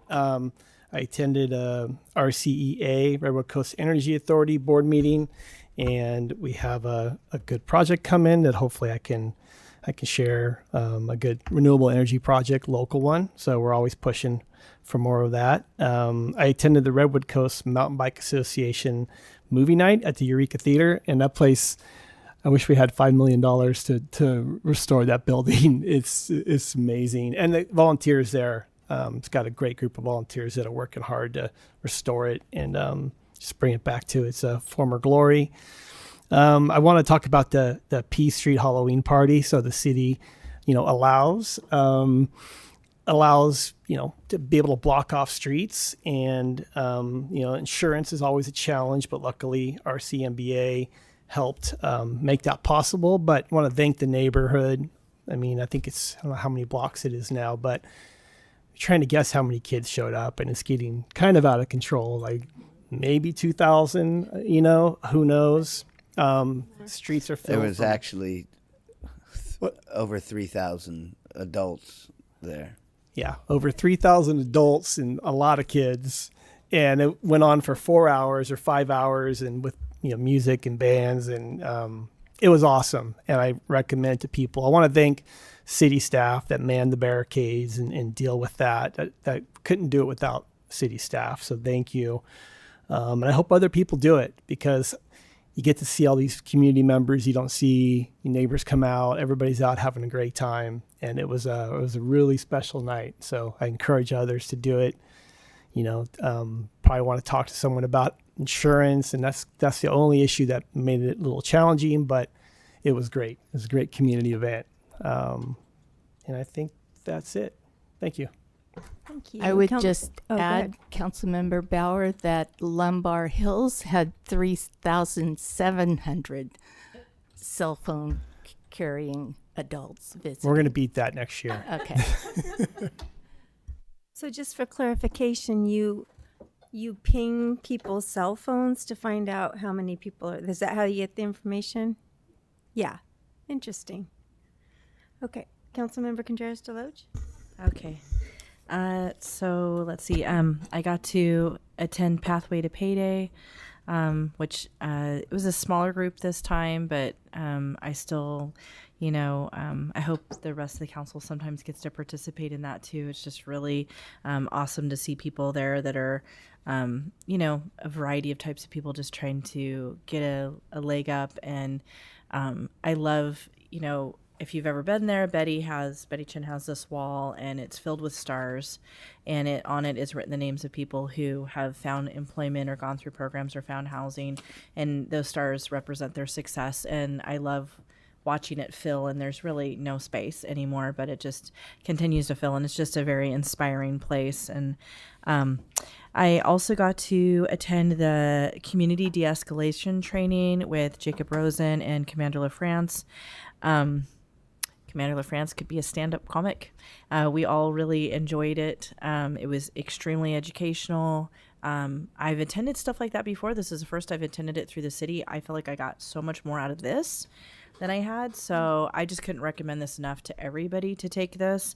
I took it so that I could be one of Jeff Davis's volunteers down there in Old Town Stewart. So, and then, so it was excellent. I just couldn't recommend it enough. And then I got to do the Women in Business Luncheon that was sponsored by the Kiwanis. I also attended a NALIO webinar. This one was on safety for electeds, and some of the materials they're going to be making available to us. I already have some of it. I'm not sure what I'll check in with Pam and find out what the appropriate protocol. Some of this is stuff that I really feel like all electeds in Humboldt County really should have access to some of what I just learned. And they had security experts. I don't know. Did you get to do this or no? They had security experts, actually, one of them from Washington, D.C. and stuff like that was talking to us about the safety and some of the issues that we're facing as electeds, and then also our staff, catching strays from, stuff. So I'll talk with them, but I really would like to get that to you guys. I got to go to that P Street Halloween party with my little boy who is obsessed with Halloween. It was incredible. Thank you to everybody that's making like magical moments for all these little kids. It was so jam-packed with people. It was almost anxiety-inducing, but it was incredible, and just a lot of fun. And I love seeing, it reminds me of when I was a kid and Halloween was a huge deal. So I'm glad to see that. I went to Central del Pueblo's Dia de los Muertos celebration at the Eureka Theater. That was amazing. It was beautiful. The performances were incredible. I was really touched. It was really something to walk in, and they had the whole entrance decorated with their ofrendas, and then, it was really something. I met with some members of the faith community about food and food resources and food drives that are coming up and who can donate what, and just kind of getting some of that. As Councilmember Fernandez said, in light of a conversation that I had with, what is Jeff Davis's official title? Project Manager. Project Manager Davis. I am sorry. Incredible Davis. And so I'd had a conversation, and then I reached out to Councilmember Fernandez and said, are you okay with us shifting gears for this one ad hoc committee? It was the day before. We're like, in light of food insecurity and the way that these two things are interconnected, off of the conversation I had with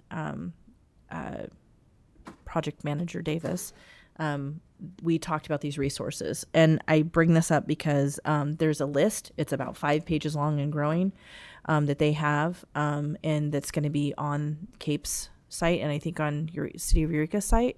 Is that It'll right? be on Uplift Eureka's Uplift's homepage, as well as the resource centers. Okay, thank you. So that you can direct people to those resources. It's all the resources that are helping with food around the county, and some of the stuff that they have planned. They College of the Redwoods has a large food drive that they're doing with Food for People that's going to be on the 13th. I think it's on the 13th, right, Miles? Oh. It's not announced yet. Oh, pardon. So it will be upcoming soon, and I'll give a little update on my city manager's sorry. report. Okay, so there's things that I should not be announcing yet. Anyway, but there's a list of a bunch of other stuff, and so people that are going to be able to be available to volunteer. I just this is something that we don't know when things are going to be funded. Things were already tight for people. They're so much harder right now. So please, if this is a time where you have, I've been taking people grocery shopping. So if this is a time where you have a little bit more, please give, volunteer, chip in, and you still have an hour to vote. I voted, but you still have an hour to vote. So that's my report, Mayor. Thank you. And outside my announcements, I'm just going to share a few things in my report. I, too, attended the Kiwanis Women in Business Luncheon, and I wanted to say that the people that were honored, Businesswoman of the Year was Carol Crosley from Celebration Boulevard, and if you don't know Carol, you should. She is a volunteer extraordinaire and has done so much for our community over the last forever years. So that was really wonderful to see her receive that award. Very well deserved. Let's see. Jan Carr with Humboldt Soups On, and they're an organization that goes out and feeds homeless folks, and they've been doing this for a couple of years. Incredible team. Got Nonprofit Business of the Year. And then the Woman of Distinction was Dr. Kathy Thornhill from Rise Advising Services. So 3 incredible women, and it's always it's inspiring to see that they get the awards, but to listen to what all their accomplishments, because people really, it's incredible, the things people accomplish in our community. I went to the Cape Board meeting. I got to go spend time at Free Meal for the first time in far too long. And it's always such a gift to be able to go down there and just wipe tables and talk to people. They are looking for volunteers, and they have sign-up sheets for Thanksgiving and probably Christmas, but Thanksgiving, they're going to need a lot of support.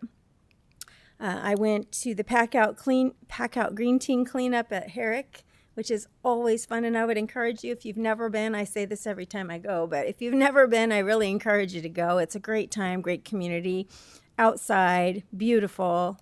We live in paradise. Spent last Saturday putting garlands up on the light poles in Old Town. That's also a lot of fun. It's wonderful, and there's an opportunity to do that again this weekend, Community Pride. I was sick, and I missed Boo at the Zoo and the Zumbathon, which was such a bummer. And then I met with several constituents and talked with a lot of people on the phone this last couple of weeks. So that's what I've been up to. And with that, we're going to move on to the consent calendar. All matters listed under this category are considered to be routine by the City Council and will be enacted by one motion. Pursuant to City Council Resolution 2011-22, if a member of the public would like an item in the consent calendar pulled and discussed separately, the request shall be made to a council member prior to the meeting. Unless a specific request is made by a council member, the consent calendar will not be read. There will be no separate discussion of these items. And I know that G2 is being pulled. Are there any other items that need to be pulled? Okay, can we get a motion to approve the balance? I move consent minus item G2. Second. Great, we have a motion and a second. Please vote. 5 yes votes, motion carries. Great. So that moves us to G2, withdrawal of Measure N, local coastal program amendment with Director Kenyon. Thanks for being here. Good evening, Council. This item is just an administrative cleanup item that has been needed for some time now. Measure N, which was adopted in November of 2010, included a provision stating that the land use and zoning changes passed by the measure would become null and void if not certified by the Coastal Commission.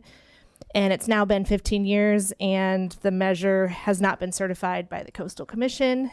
And staff and the city and the property owner still support a vision of infill development at the site, but have recognized that Measure N isn't the path to get there. Great. Any questions for council? Not council, for Director Kenyon. Councilmember Fernandez. Always. Yeah. Thank you for that. And again, this is something that predates me even living up here, but I hear about Measure N every so often. So I'm just curious more on the procedure. I think you had alluded to the fact that it had in the measure then that if it couldn't get past the Coastal Commission, that it would just be declared null and void. And so that's the case here. Correct. Okay. So it's not someone's coming to us saying like, hey, this measure didn't work out. Can we just rescind a measure? That's not how ordinances or those type of things work, correct? Correct. Okay. That's really all I was hoping to get an answer to on a forum like this, because again, 15 years does seem like a long time for, unfortunately, something to not come to fruition. But with the potential passage of this tonight, then what would be the next steps that we're looking at? I know we have that, I don't want to call it nefarious, but we have that housing element coming up in 27. So Yeah. So with Measure N being null and void, it's reverting the zoning is the zoning that it's been since the local coastal program was adopted in the 80s, which is public facilities. So we do need to go through a rezoning process to get, commercial, industrial, residential development at the property. The property owners are currently working through their cleanup. They just received a follow-up coastal development permit for some additional testing. They're hoping to get to their final remedial action plan. And then from there, hopefully, we'll work with them and the Coastal Commission and figure out a permitting path forward. Yeah, it's been nice to see it cleaned up and the derelict train cars taken away. So the specter of this land is going to come back before us again at some point as a council. Correct. Okay. Thank you for that. Any further questions? Thank you so much. Seeing no one, we'll open this item up for public comment. Is there anyone from the public here to comment on this item? Or who would like to? Seeing no one in chambers, do you see anyone on Zoom? I see no one on Zoom. Okay, so we'll bring it back to council for a motion and a vote. Councilmember Fernandez. I'll move to approve staff recommendation. And do I have to read it? No. Okay. Second. We have a motion and a second. If there are no further comments, please vote.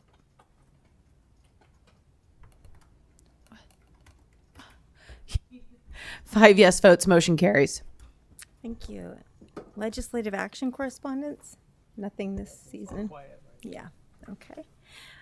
Ordinances and resolutions. The City of Eureka's Emergency Operations Plan with Public Works Director Allen. Good evening, Mayor and Council. The plan before you today, we have Kristen Galt, our Public Work Analyst, has done a ton of work on, so she's here to help present with me. She's gonna start the presentation and then I'll finish up. But we kind of go over just kind of the key points through the plan and then we'll open for some questions.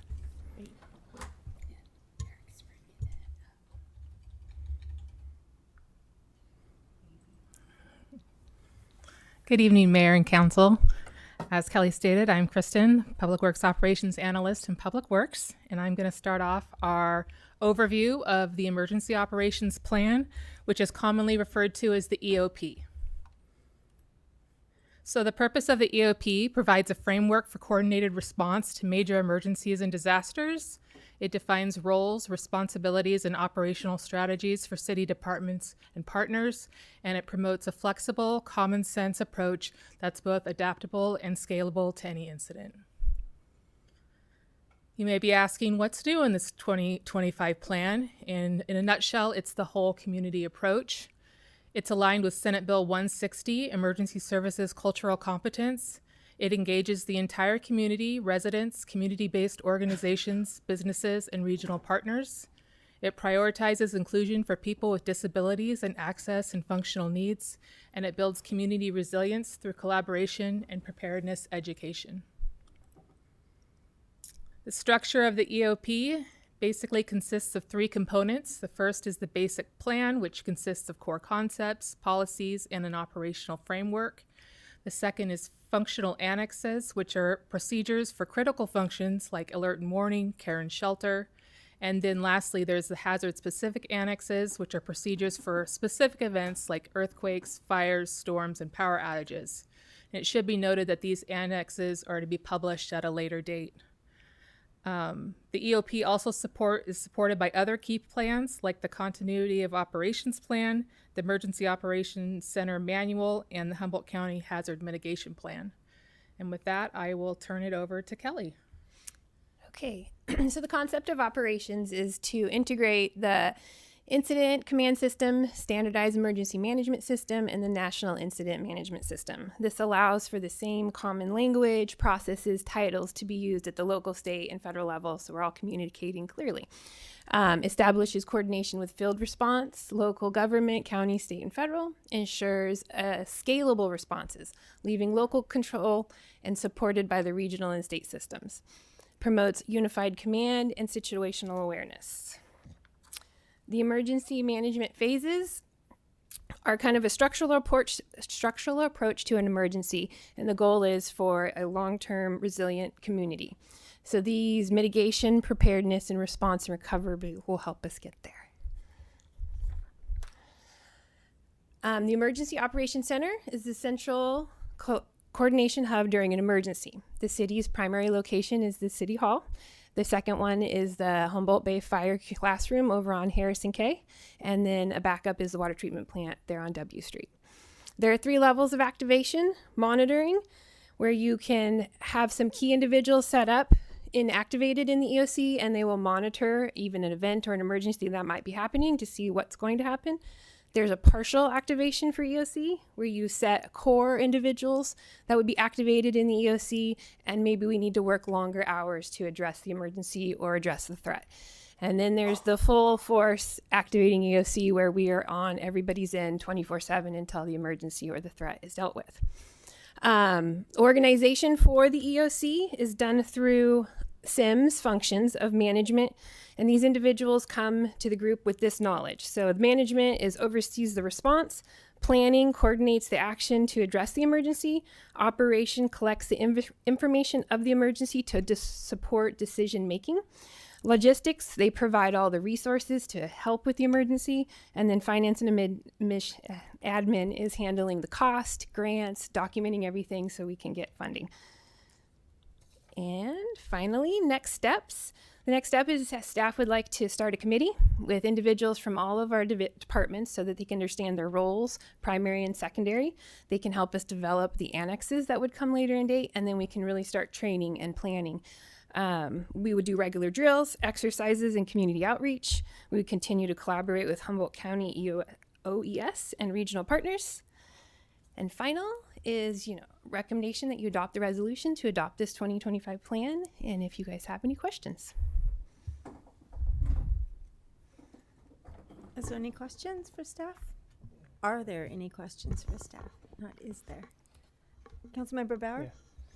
Thank you. Yeah, it's a riveting read. I'm sure everybody. Right? We tried to just hit on the topics. Otherwise, it goes very detailed. No, it's very important, actually. It's a very important document. I had a couple of suggestions. Like, in the beginning, we talk about the EOC, Emergency Operations Center, but we don't talk about the location. And for me, I just to have it somewhere in the first page or wherever we talk about EOC, just so people understand that it's here. Okay. And then I also thought, Director of Emergency Services on page 17, city manager is in charge. And then it says, in their absence, designated staff may assume role. I think we should have a clear chain of command. I mean, city manager, building falls on him. I mean, he's not going to be able to designate anybody. So you're not supposed to smile when you say that. Just being honest, big earthquake, it could be a problem. So I think probably the next in line would be Public Works Director, somebody that knows the facilities, knows. Okay. So I think that would be really important just for safety purposes. And then I was curious, we started this in 2013, right? No. I think 2014, the original one was passed, and then it's been 10 years, and it's been about 2 years of working on it to catch up to SB, the new requirements. So the main focus was on getting up to SB 160 standards. Is that what it was? Okay. Yes. I was just curious. I think that's it. Thank you. Question? Thank you. Councilmember Contreras-Deloche? Thank you. I know you guys have more that you're doing with this and that it's kind of, you're building it out and that this is, a lot of framework. I really appreciate it. This is an area of interest for me. That's why my reports frequently include some kind of training around, disaster preparedness and emergency preparedness. I think this is great. I love, that there's going to be this plan for how that's going to go. Same thing. I was thinking we need to have clear, this is who's doing what and have that ready. Not because any of us are planning for a building to fall on our city manager. But yeah, I thank you. I really appreciate it. Yeah. So. Questions? Councilmember Castellano? It's a little bit more of a comment. Okay. Thank Knock you. yourself out. Everybody's doing comments in this moment, so. Thank you for the plan. I could veil it as a question. I really appreciate the whole community approach, and especially the consideration of people with disabilities, because there are many services for people with disabilities in some of the tsunami hazard area and things like that. And for sure, if you need, I'm sure you have plenty of relationships with organizations that support folks, but always happy to help make bridge communication if needed. Yeah. And then also just in the whole community approach, there are many ways that people kind of understand their sense of place and evacuation, but I think that considering artists and culture keepers as partners in terms of, identifying the tsunami zone through murals, or anyway, there just could be some creative ways that could create a lot of impact and a different kind of awareness that I think would be good to consider. Okay. Councilmember Fernandez. Yeah, in the same vein as everyone else, I appreciate the brevity of this, because if you look at the emergency plans for some other municipalities or states, they're egregiously overburdened. So the fact that this is under 40 pages is fantastic. Yes, it needed to be usable. Yeah. I'm curious, when we're talking about this being a community plan, what is the next steps in terms of outreach? I know you said that there'd be committee meetings, so what does that look like in terms of being available to the community? Yeah, we are working on how we're going to outreach to people, because it is difficult and they really need to know how to take care of themselves. We've met with Access Humboldt on how we could make some commercials and do radio shows, how we can incorporate them training. We would love for them to have emergency plans. It's just how to get buy-in. Yes. So that's hoping this committee could come together, because it'll have community services. They'll have ideas on how we can reach out to the community to get them involved and educated. Do we have anyone from the council, mayor, included on that committee, or is that a role reserved for you? I'm just curious if that was We haven't. Nope. We just want to start that because we know we need to start preparing everyone. So if a member would like to be present, I'm sure that's possible. Okay. Thank you.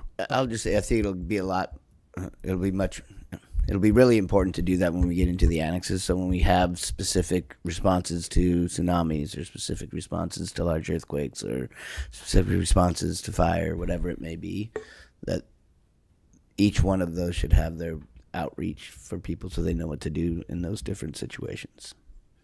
And we've started in our own facilities. If you fill out an application, it shows you're in the tsunami zone, you're having an event in the tsunami zone, like here's the evacuation route. So we have started giving those and handing those out for our own facilities. It's just how to get the private side to do that as well. How do we get the hotels to do that? How do you get, Old Town to do that? So we're trying to lead putting all those maps up in our building windows so everybody sees them. It's just getting it there. Councilmember Castellano? Sorry, just one more idea. It's very hyper specific.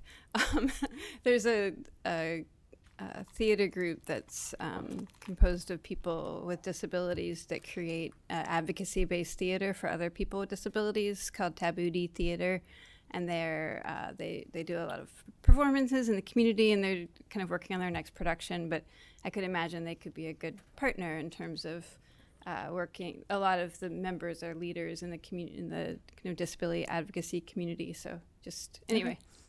Super hyper specific, but Do they perform in the tsunami zone? They work in art studios. They that are in could the tsunami they could zone. help spread the word. Many of them work in art spaces in the tsunami zone, Okay. so they're there almost every day. Okay. Anything further? Thank you. Thank you. We will open this item up for public comment. Is there anyone from the public in chambers that would like to speak on this item? Seeing no one. Do you see anybody on Zoom? I see no one on Zoom. Okay, so we will bring it back to council for a motion and a second. Councilmember Moulton? I'd like to move staff recommendation and adopt this plan. Second. So we have a motion and a second. If there are no further comments, please vote. If there are further comments, raise your hand. Please vote. 5 yes votes, motion carries. Thank you. And this will bring us to item I2, bill number 1048, CS, designation of local fire hazard severity zones with Chief Citro.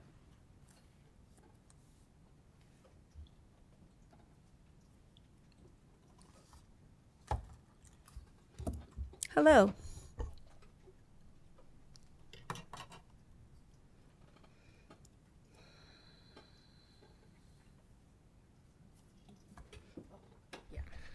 Good evening, Council, Mayor.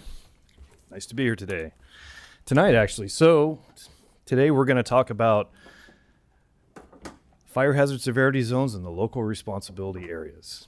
So, you're going to get a little bit of a presentation for me to explain it and basically what it means. So, the first thing we need to discern is what is the state responsibility area versus the local responsibility area. What the state responsibility area is, it's a legal term defining the area where the state has financial responsibility for wildland fire protection and prevention only. Incorporated cities and federal ownership are not included. In other words, the state responsibility areas for wildland fire protection fall under the IRS of CAL FIRE, period. They are financially responsible for wildland fire suppression and what they determine to be the state responsibility areas. Those are determined by the California Board of Forestry and CAL FIRE on an annual basis and updated every 5 years. A local responsibility area includes incorporated cities, urban regions, agricultural lands, and portions of the desert where the local government is responsible for wildfire protection. This is typically provided by city fire departments, fire protection districts, counties, and or by CAL FIRE under contract. The entirety of the city of Eureka and the city limits falls within the local responsibility area. So therefore, Humboldt Bay Fire is responsible for wildland fire suppression within the city limits of Eureka. So what is a fire hazard severity zone? So the state fire marshal, according to government code 51178, shall identify areas in the state as moderate, high, and very high hazard severity zones based on consistent statewide criteria and the severity of the fire hazard that is expected to prevail in those areas. Moderate, high, and very high fire hazard severity zones shall be based on fuel loading, slope, fire weather, and other relevant factors, including areas where winds have been identified by the Office of the State Fire Marshal as a major cause of wildfire spread. These maps have been around for a very long time in regards to the state responsibility area, and they've never really ventured into the local responsibility area in any way under any requirement under the government code. So when did it begin in the local responsibility area?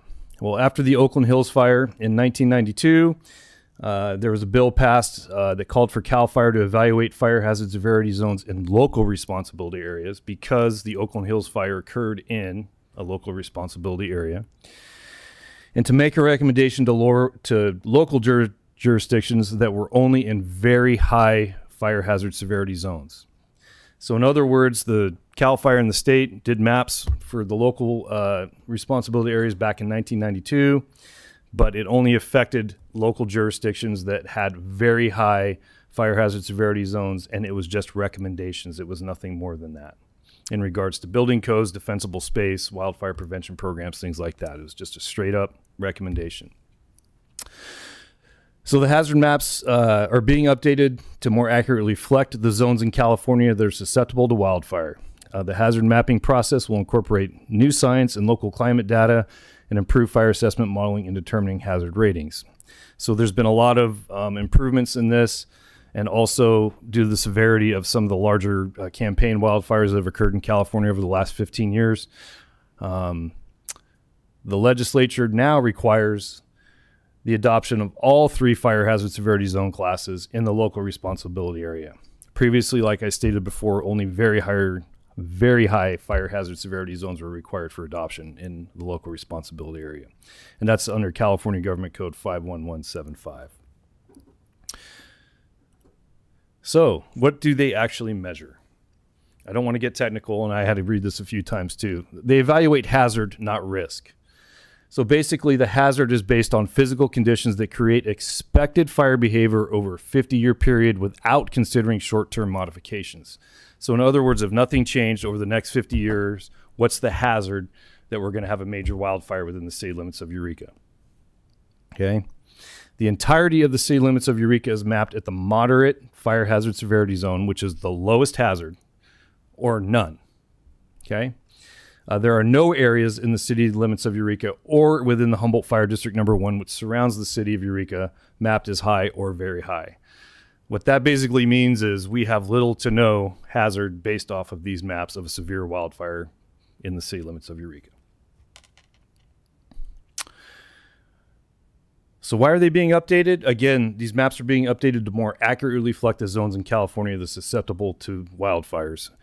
And the reasons is Paradise, Santa Rosa, Redding, just because they were incorporated cities, they were technically in the local responsibility area, but they still had a high fire risk. So they've been remapped and zoned into these. Now, with the new law that all the local jurisdictions have to adopt these maps, even if they are in the local responsibility area, they have to meet the same standards now as you do if you're in the state responsibility area.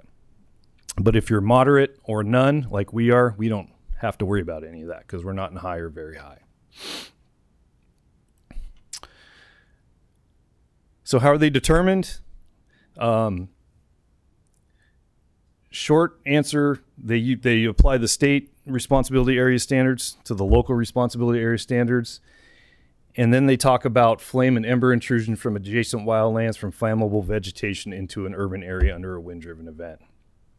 Fortunately for us, our vegetation here is not light, it's not flashy, it's heavy, it's redwoods, it's wet. We just don't have it here. So that's a good fortunate thing for us when it comes to our wildfire risk. The big question that everybody asked, and I've got a lot on this, is will this new severity zone map affect my ability to get or maintain insurance? Big question. This is the verbiage that came from the Insurance Commissioner's Office in California when these maps came out, basically stating the insurance companies use risk models which differ from our models, and they use things that are way more advanced than what we use to determine whether or not we're going to provide you with insurance or not. In other words, they're way ahead of where these basic fire hazard severity zone maps are.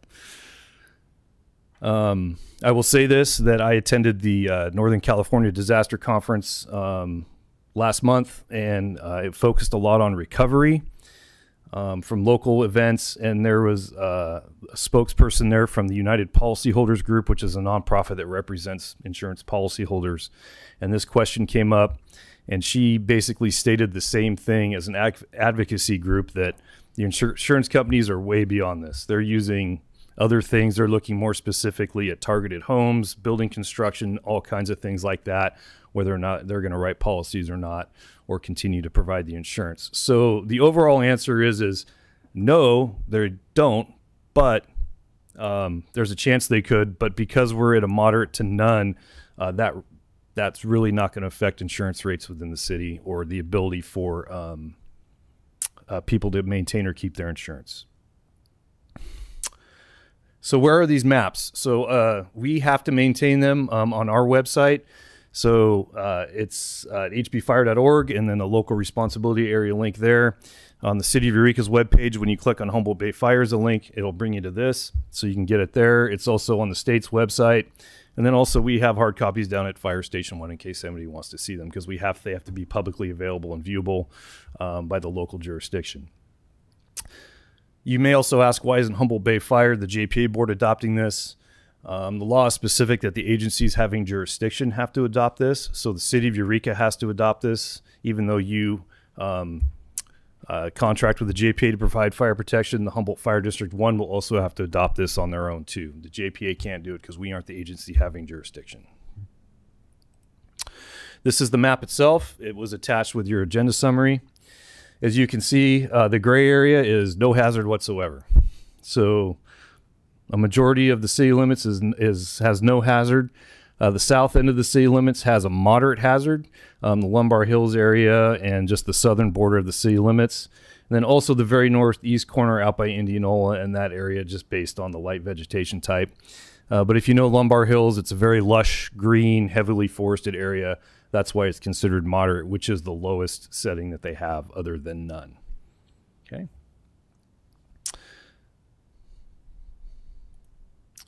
All right, so the recommendation is to waive full reading and introduce Bill number 1048, an ordinance approving the local responsibility area fire hazard zone severity map as provided by the California Department of Forestry and Fire Protection, otherwise known as CAL FIRE. Any questions? Any questions? Councilmember Fernandez. I'm grateful for the report and this this ordinance. I think I'm curious what you incorporate, what new science there is. It's a very odd phrase, and I couldn't tell you. I do know that they do use new climate modeling. They use also fire history over the last 50 years, and I think the reason why the city of Eureka is so low is because we don't have any fire history over the last 50 years of a major wildfire. Those types of things. Again, the vegetation types, the fuel loading, all those types of things. Like I said, the chance that we're going to get blowing embers from a major wind-driven fire of light, flashy fuels is just not realistic here within the city of Eureka along the coast. So that's why we're moderate. Yeah, I think you answered it at the beginning. We're looking at models. We're looking at we models, haven't developed a new science. Yeah. We haven't created exo-fire science. So I Nope. was just curious where we were. So thank you for that. Mm-hmm. Any other questions? Seeing no one, we'll open this item up for public comment. Is there anyone in the chambers that would like to speak on this item? Seeing no one, do you see anybody on Zoom? I see no one on Zoom. So we will bring it back to council for a motion. Councilmember Moulton? Can you bring the motion back up? Or, nope, there he goes. That's not you. If you let him. Oh, thank you. Yeah, I'd like to move that we waive full reading and introduce Bill number 1048-CS, an ordinance approving the local responsibility area fire hazard severity zone maps as provided by the California Department of Forestry and Fire Protection. Second. So we have a motion and a second. Please vote. 5 yes votes, motion carries. Thank you. And with that, we're going to take a 6-minute break. Thank you, Chief. Potentially 7.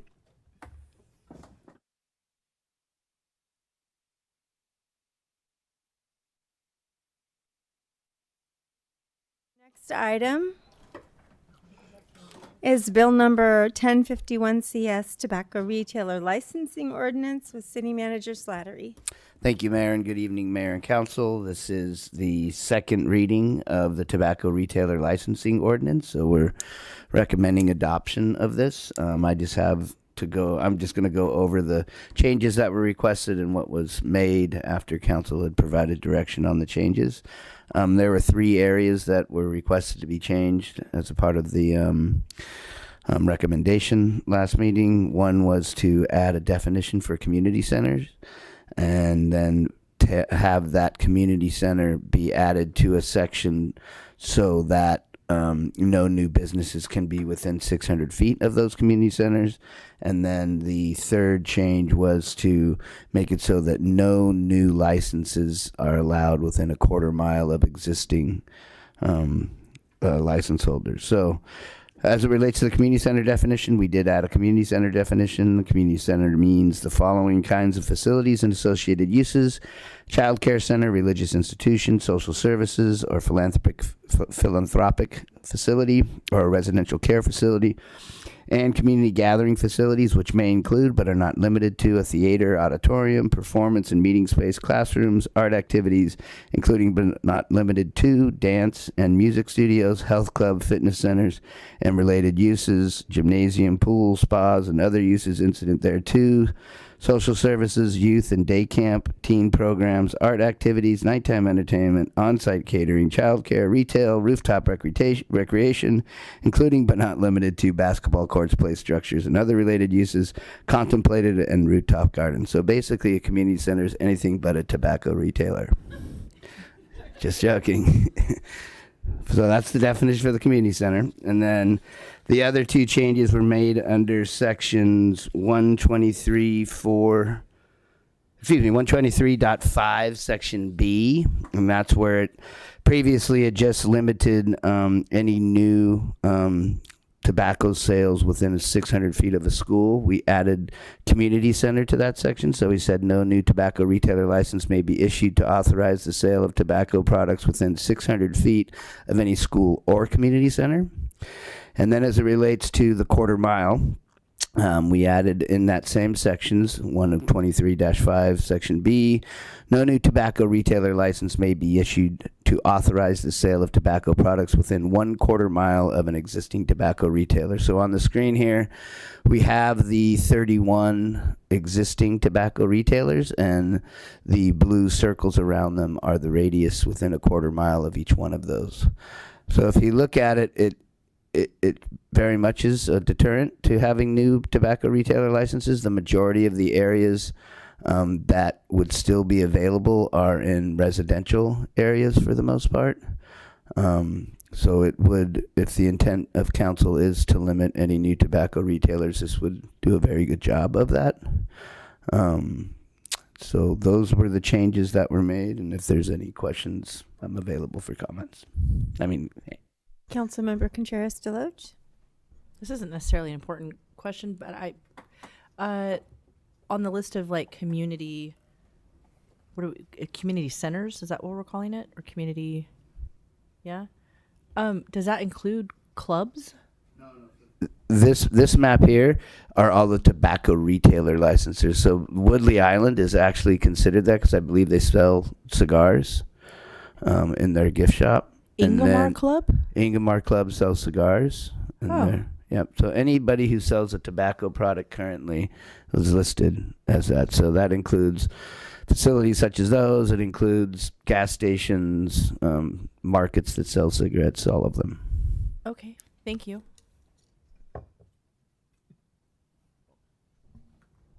Councilmember Fernandez. I'm just kind of mulling it over right now. I know we had discussed transferable licenses last time. I was curious how this, along with the community centers and the distance, impact that, if at all. So City Attorney Black is on here, but my presumption would be that that would be considered a new. I think Attorney Black would be best to answer that. What you're asking is basically if a license was to potentially change and it happens to be within that 600 feet of either a school or a community center, would it still be able to be permitted? Correct. Thank you. Attorney Black, would that? Yes. Yeah. Yeah. I'm sorry. I'm trying to turn on my video, but I can't seem to find that. So I'll just address the councilman's question. None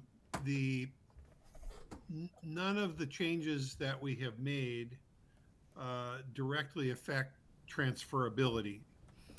What they've done is they've added a new category of grandfathered uses, which would be those uses within a quarter mile of another existing tobacco retailer, and those are permitted to be transferred under subdivision 155.424.060 of the Eureka zoning code, and that's mentioned in the last line of section 123-5.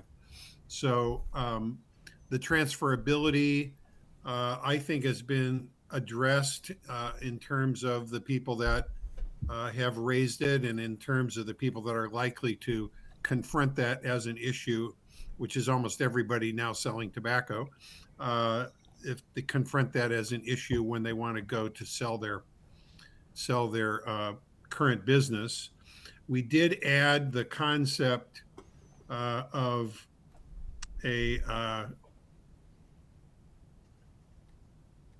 effectively a conditional ordinance that a person can apply for prior to actually buying a store, so that they can tell whether they're going to be licensed when they do conclude the purchase, and they're not just taking a total risk. So yeah, I think we addressed the concerns that were raised by members of the public. Yeah, thank you. Thank you. What is Red Cherry Glass? Is that a smoke shop? I would assume. I know it's not been I know around that's- for a very long time. I'm just curious. Where do you see that at? Underneath Eureka Chevron by Winco. Oh, that's the still. Oh, I didn't see still. Okay, never mind. Yeah, never mind. Okay, are there any further questions? Seeing none, we'll open this item up for public comment. Oh, Mario, do you have a question? I'm curious. Going back to the concept then of transferring, would it be possible or allowable to put a sunset date on when those transfers would be allowed? Once again, I think I believe if council chose to do that, it would likely take, and I think it would be Attorney Black to see whether that's considered substantive. But if that was something that was to change in this, it would at a minimum take another reading, or potentially another introduction and adoption, depending on if Attorney Black considers it to be substantive. But nothing prohibits council from coming back at a later date and amending the ordinance. Anything further? Okay, seeing no further questions, we'll open this item up to public comment. Is there anyone in chambers that would like to speak on this item? Welcome.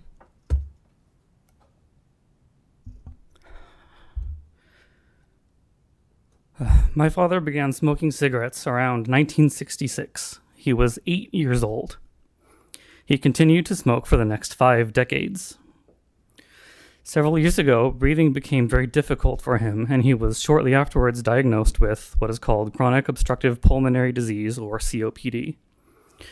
This happened around the same time as the birth of my niece, his granddaughter, followed soon after by the birth of my nephew, his grandson. My niece turns 6 in just a couple of weeks, and my nephew will be 4 early of next year. It was clear to everyone that him finally quitting tobacco cold turkey was entirely due to the fear that his COPD would prevent him from seeing his grandchildren grow up to at least a point where they will remember him after he's gone. through sheer force of will and a return to his old, shockingly strenuous fitness routine, my father somehow fought back against his COPD and for a long while was able to move and run and even box like he used to. His doctors had never seen anything like it. He had the occasional flare-up, but by and large, it was usually impossible to tell that he had any lung issues at all unless you knew what to look for. His grandchildren live just next door to him, a constant reminder to not smoke even when his lungs feel fine. Yesterday, my dad was diagnosed with small cell carcinoma, a very aggressive form of lung cancer. Less than 5% of persons with this diagnosis survive more than 5 years, and the 1-year survival rate is less than 50%. There are still more tests to be done, but at this point, especially considering the COPD, I would be surprised to see him survive to see Thanksgiving of next year.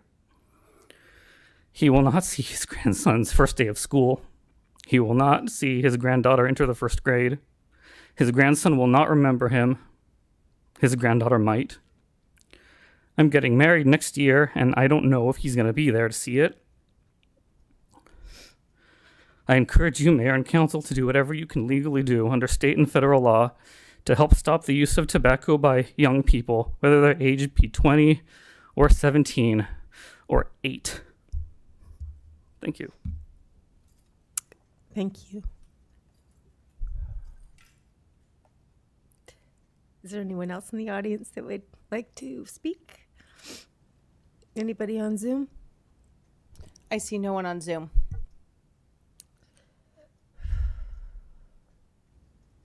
So we'll bring it back to council for Councilmember Fernandez.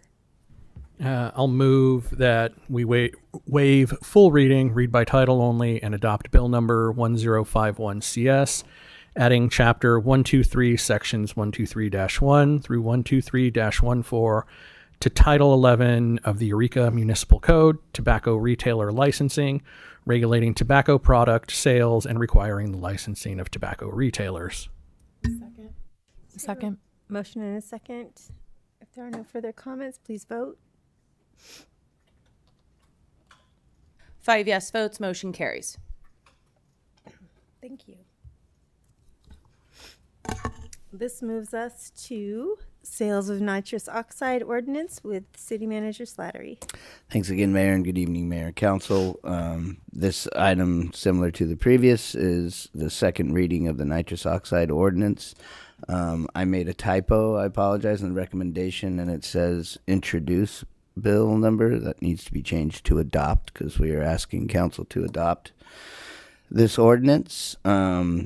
Similar to the previous ordinance, there was a change. In this instance, it was just one change that was requested of the nitrous ordinance, and that was to allow for another exemption along with the exemption related to medical uses. So we added City Attorney Black and Deputy City Attorney Holtz added a section under exceptions, a number 4 prior to the current number 4, and it says this section does not apply to, and this is related to an exemption for restaurants. And it says this section does not apply to the sale or distribution of nitrous oxide by a wholesale distributor of food supplies directly to the location of a food preparation facility located in the city of Eureka, provided that the transaction is documented by a manifest stating the date, time, quantity, and type of nitrous oxide product delivered and certified by the food preparation facility, individual in charge on the site, that the product has been received by that facility solely for the purpose of food preparation. Each manifest must be retained by the food preparation facility and the wholesale distributor and is subject to inspection by the city for a period of 3 years from the date of transaction. Other than that, the remainder of the ordinance is the same as it was when it was introduced, and staff is available for any questions. Questions?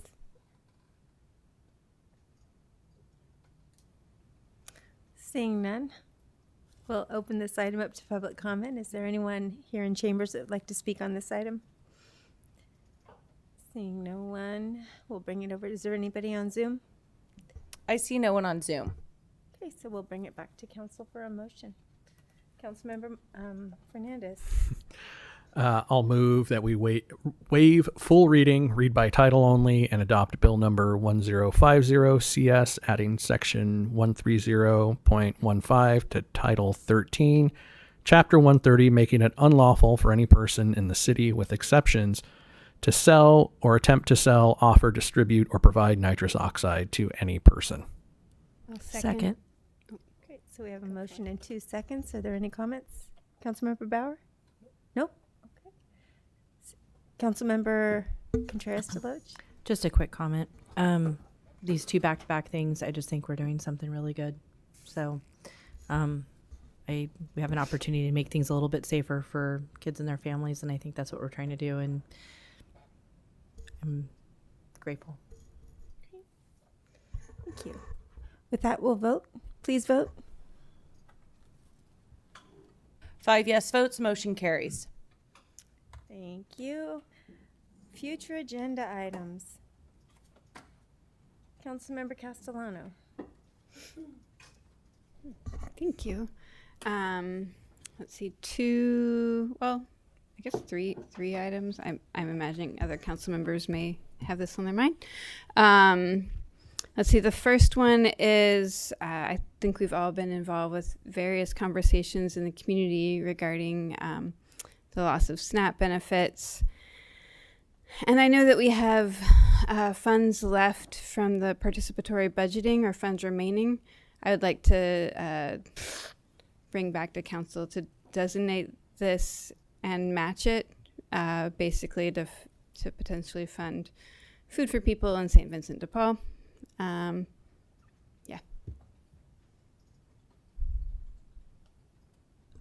Can I not probably? Can I ask how much money we're talking about?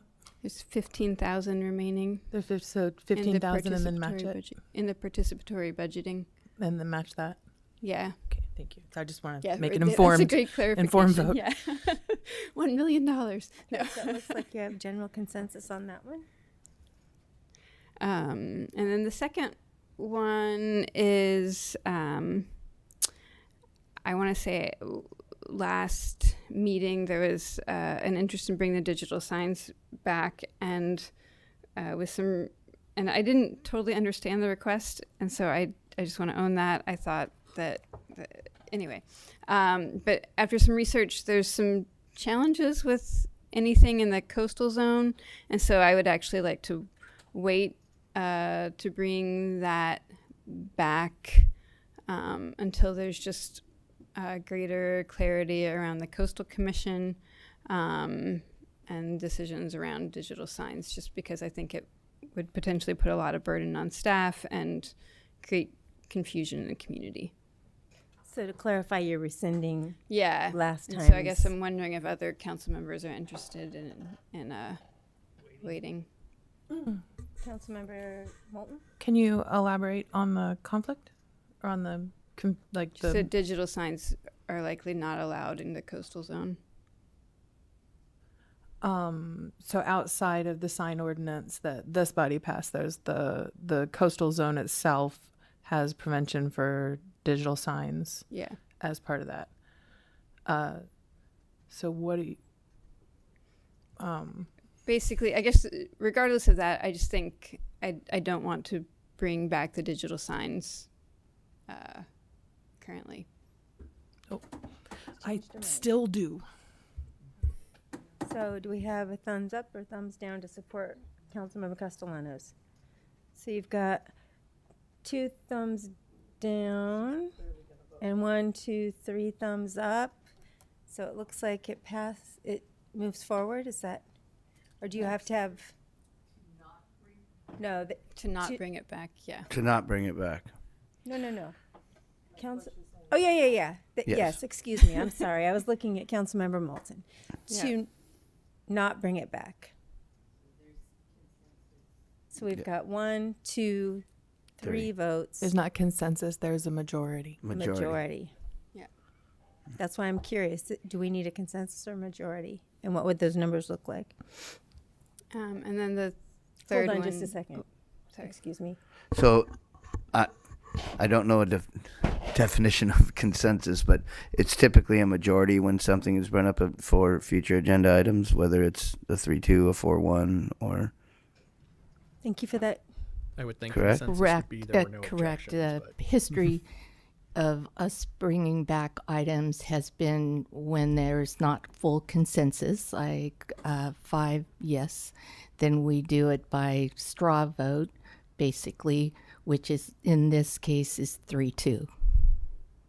Thank you. So we will not be bringing it back. That was Correct. what was asked. Yes. Thank you. Okay. Councilmember Castellano. And then the third one is just the, I appreciate members of the public bringing forward together the resolution for the sanctuary city for transgender people and gender affirming healthcare. I'd be interested in hearing that.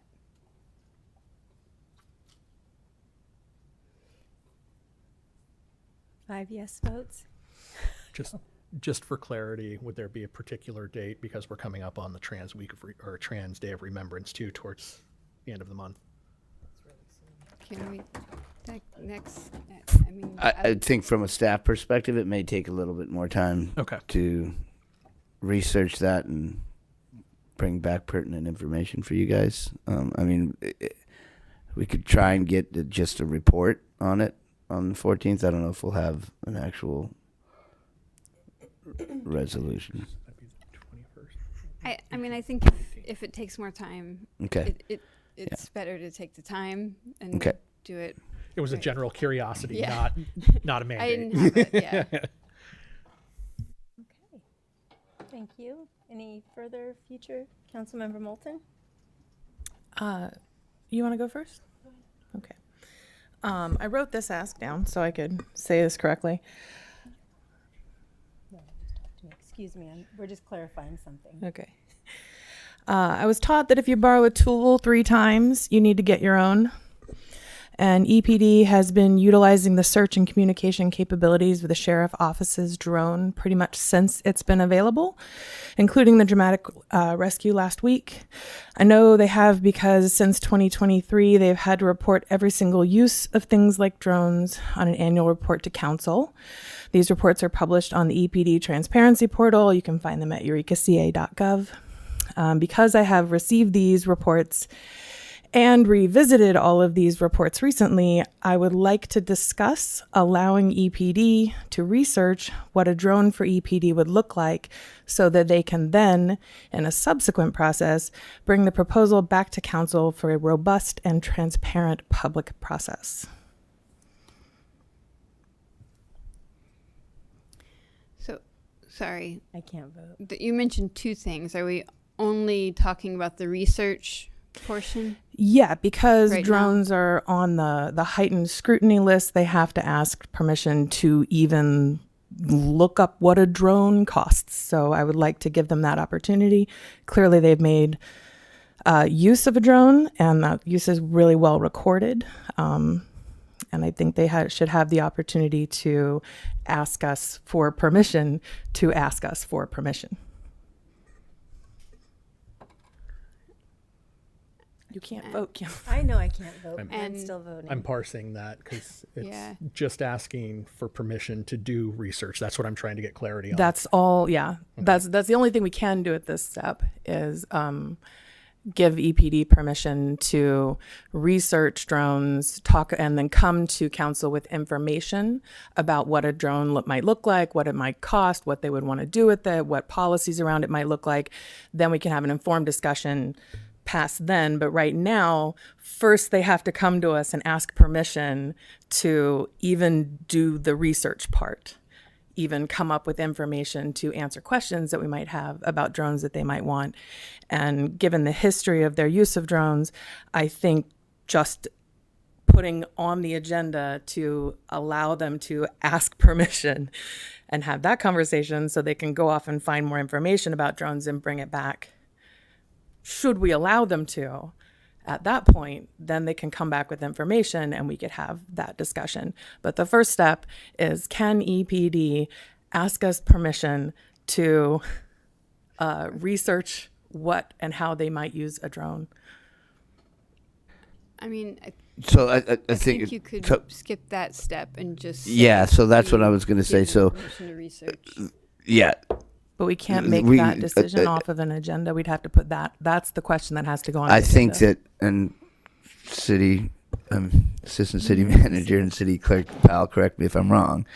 The ordinance does say without council direction, we can't basically go and research funding or anything like that related to it. Would a future agenda item that achieves a majority or a consensus, would that constitute the EPD's ability to go do the research, or would we need to bring back an agenda item and have them make an official? I would need to research that ordinance, and perhaps Attorney Black can give guidance. Are you asking to just put on a future agenda the request that was taken off the agenda at the last meeting? Yes. So And given that exactly, was yeah. on the consent calendar, because there was no information to have a conversation with yet, people took issue with it being on consent. That I feel like even that part of it, even just the ask, even without having any information to have a discussion about an actual drone program or an actual drone, even that needs to be out and in public and on an agenda. And that's what I would like to put on an agenda. Okay, so you're just asking to bring back that same agenda, basically. And so once again, with that in mind, I want to let the public know and council know that when it comes back, it'll be with that request, and that there won't be a lot of answers to a lot of the questions that people are going to have. I can appreciate that. And this is the situation we're in. Councilmember Contreras Deloach. Yeah, just to clarify, is the reason if I understand the reason why they need to request permission to even start doing research is because it's military, it's considered military supplies? Is that what It's it is? listed when we had to do in 2024, January, we passed a military equipment ordinance. There's a list of military equipment that the state puts out, and then we generated our own list of what we use. And drones are considered to be a piece of equipment under that military equipment ordinance. But it doesn't mean they're like military grade, or it's like it just that's the name of the list.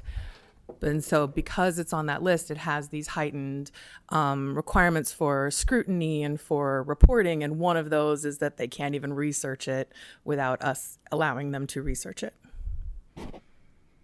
Yeah.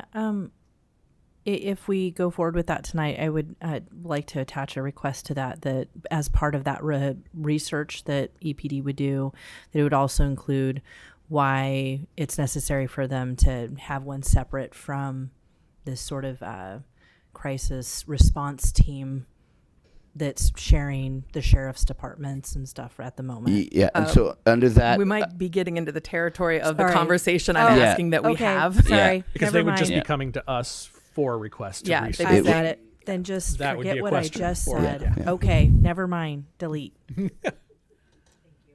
Okay, so do we have consensus or do we not? Thumbs up or down? Good. I mean, not good. Thank you. Excuse me. Neutral response. Yeah, it is a natural response. Anything further? Yours is a proclamation, correct? Councilmember Contreras Deloach. Yeah, November is Native American Heritage Month, and I was wondering if we could do some sort of proclamation, something. I'm sorry. Councilmember Fernandez talks too much in class. November is Native American Heritage Month, and I was wondering if we could do some sort of proclamation. So yes. That would be something you could just ask me. Yes. Okay. You. All right. Anything further? Any further future agenda items? All right. This brings us to city manager report. thank you, Mayor, and a good evening again, Mayor and Council. I do have Chief Stevens here to do a report on the statistics for the third quarter of 2025. But prior to that, I know there's been a lot of discussion about some of the issues surrounding food security and the uncertainties and what's going on. And I just wanted to give a brief update. There will be an announcement tomorrow about the date and location for a food event, a drive-through food event that'll be held somewhere here locally. We have offered up our participation with our Uplift staff to go help out with that event. The Food for People is also up. Increase the frequency of their food boxes. They typically only do it once a month. They are now doing out of the back of the food pantry on Tuesday, Wednesday, and Friday for folks, so they can show up and get a emergency food box from Food for People at their 14th Street location. We're also talking to Food for People to partner with them on a walk-up event at the Municipal Auditorium, and we'll have more information on that coming up soon. And then, as stated before, St. Vincent de Paul's is in need of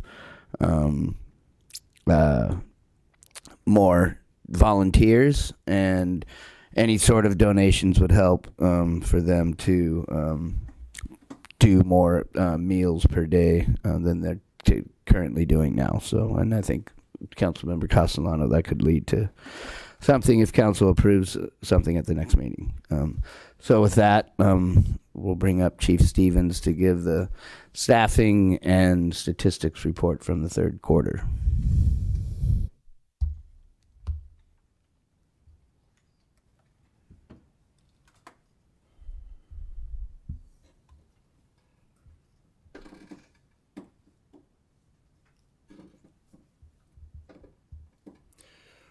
Good evening, Mayor and Council.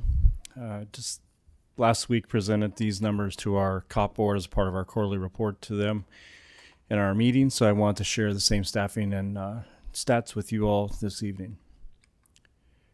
We'll start with our third quarter stats, and this time we've done for year to date as well comparisons. I will apologize, the numbers are slightly off on our dispatch stuff. The company that does the number of calls, it just logs the number of calls that comes in, had a server failure, so we're missing a whole month of data. But with what we do have, we can see a decrease in the calls coming in from a 911s to our communication centers, down 19% this quarter. And then our non-emergency calls are down about 6%. So those numbers are probably slightly skewed, as we don't have all the numbers, but we'll have them next quarter for sure. Our calls for service overall for field activity is down 9% for this quarter and 6% for the year. That correlates to the number of calls we're seeing coming into our dispatch center. However, our also initiated activity is up 101% this quarter, 81% for the year. Our traffic stops are up 257% for this quarter and 228% for the year. And then our bike and pet stops is up 315% and 482% respectively. This goes just to the change in the mission within the department to become proactive in our policing efforts, taking an approach utilizing traffic enforcement to also root out crime and other issues within the city that often use that as a mode of transportation, but also to increase the overall commuting safety of our city.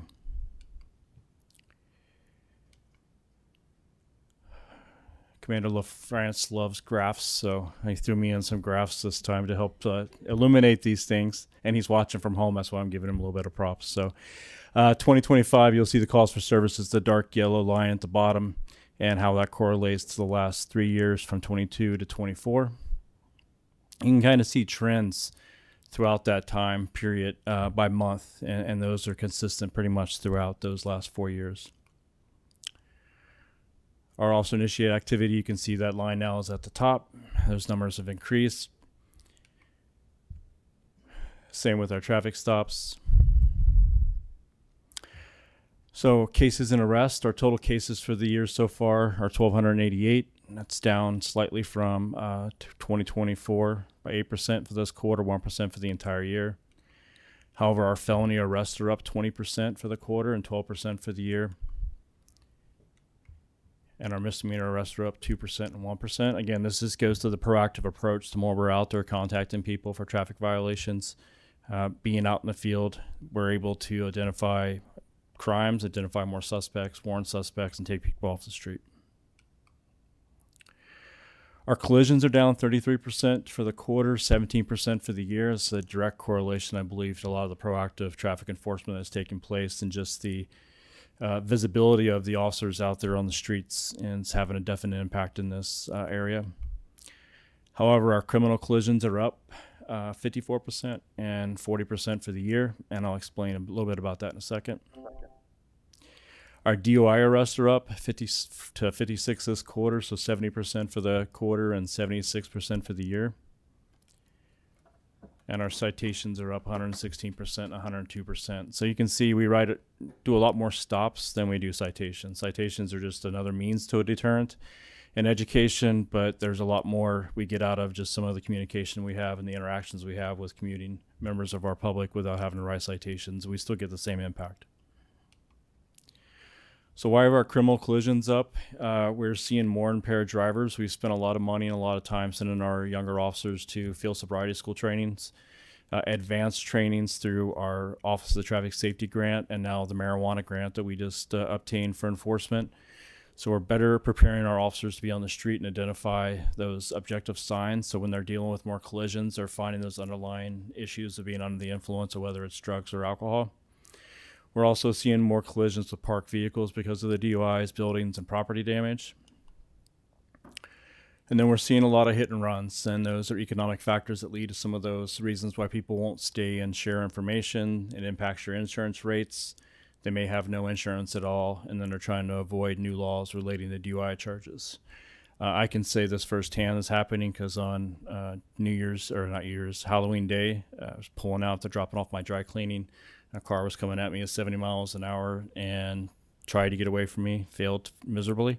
But he was subsequently arrested for DUI, out of state, unlicensed, no insurance, and he had hit a car in the parking lot of Pacific Outfitters and was fleeing from that car, and she was following him, and that's why he was running. So this is happening pretty regularly within our city, and it's for those types of factors right there that it's happening.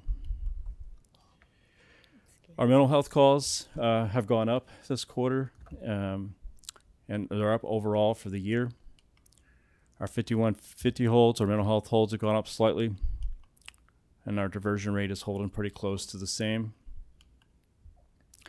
When you look at a graph on why we see an increase, we believe there's a lot of factors that go into this, but one part of it was that our mental health officer that we had working with our CSAT team took another deployment for 2 months, and during that 2 months, we were backfilling it with individuals that are trained in that, but not as skilled in that, and I think that had a direct impact for those 2 months, and those 2 months were in this quarter.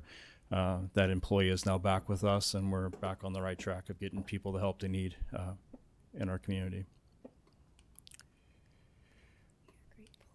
Our staffing so far, I feel like we're in a really good place. We just got one officer off of field training that graduated out of the last academy. The second officer is in their shadow weeks with our final 2 weeks of solo patrol with oversight from a field training officer, so they should be off shortly. We currently have 3 recruits in the police academy that are scheduled to graduate in December, and they're all doing very well. I have 1 recruit currently projected to go to the January academy. We have 2 vacancies in our records division, but we have 2 people in backgrounds.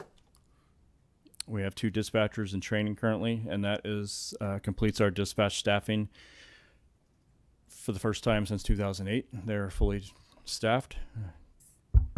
It may last, it may not, we'll see.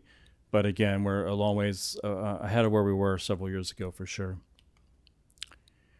And then we have 1 vacancy in property. We have 1 individual in backgrounds for that position, and we're also putting a second in too for a part-time position that we have slotted for that position, well, to work in property with our property clerk. Any questions on staffing or the stats for the third quarter from the Eureka Police Department?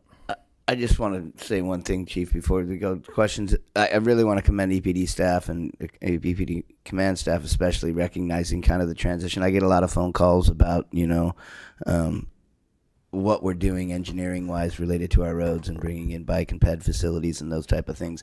I hadn't even had the discussion with the chief about this at all, but I get a lot of phone calls and seeing the bike and ped citations and that being monitored by EPD. I think it's really important, and I think the community really appreciates it.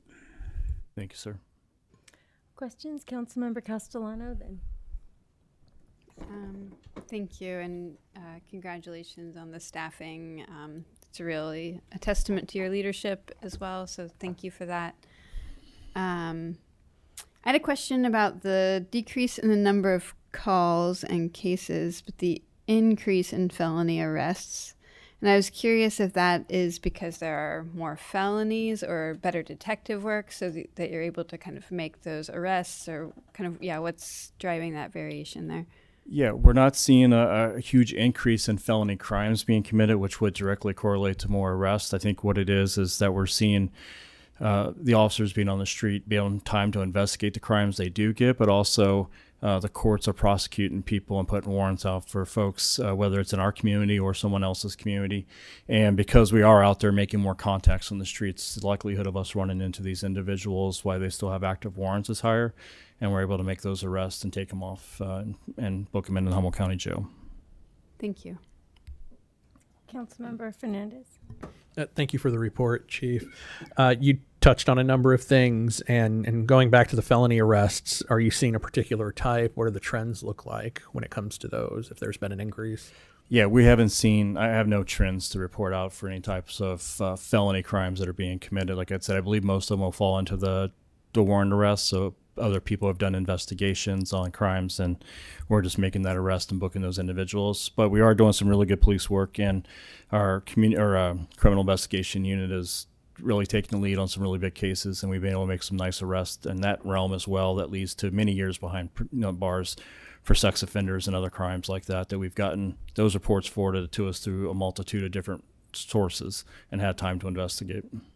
And when we're looking at the pedestrian and bike stops, what do those look like? Because, of course, when you're pulled over in a vehicle, we have an idea. What does it look like when it's a pedestrian or a cyclist? It's exactly the same, pretty much. Bicyclists, for sure. Cop car is going to see you commit a traffic violation and use lights to pull you over and have a conversation with you.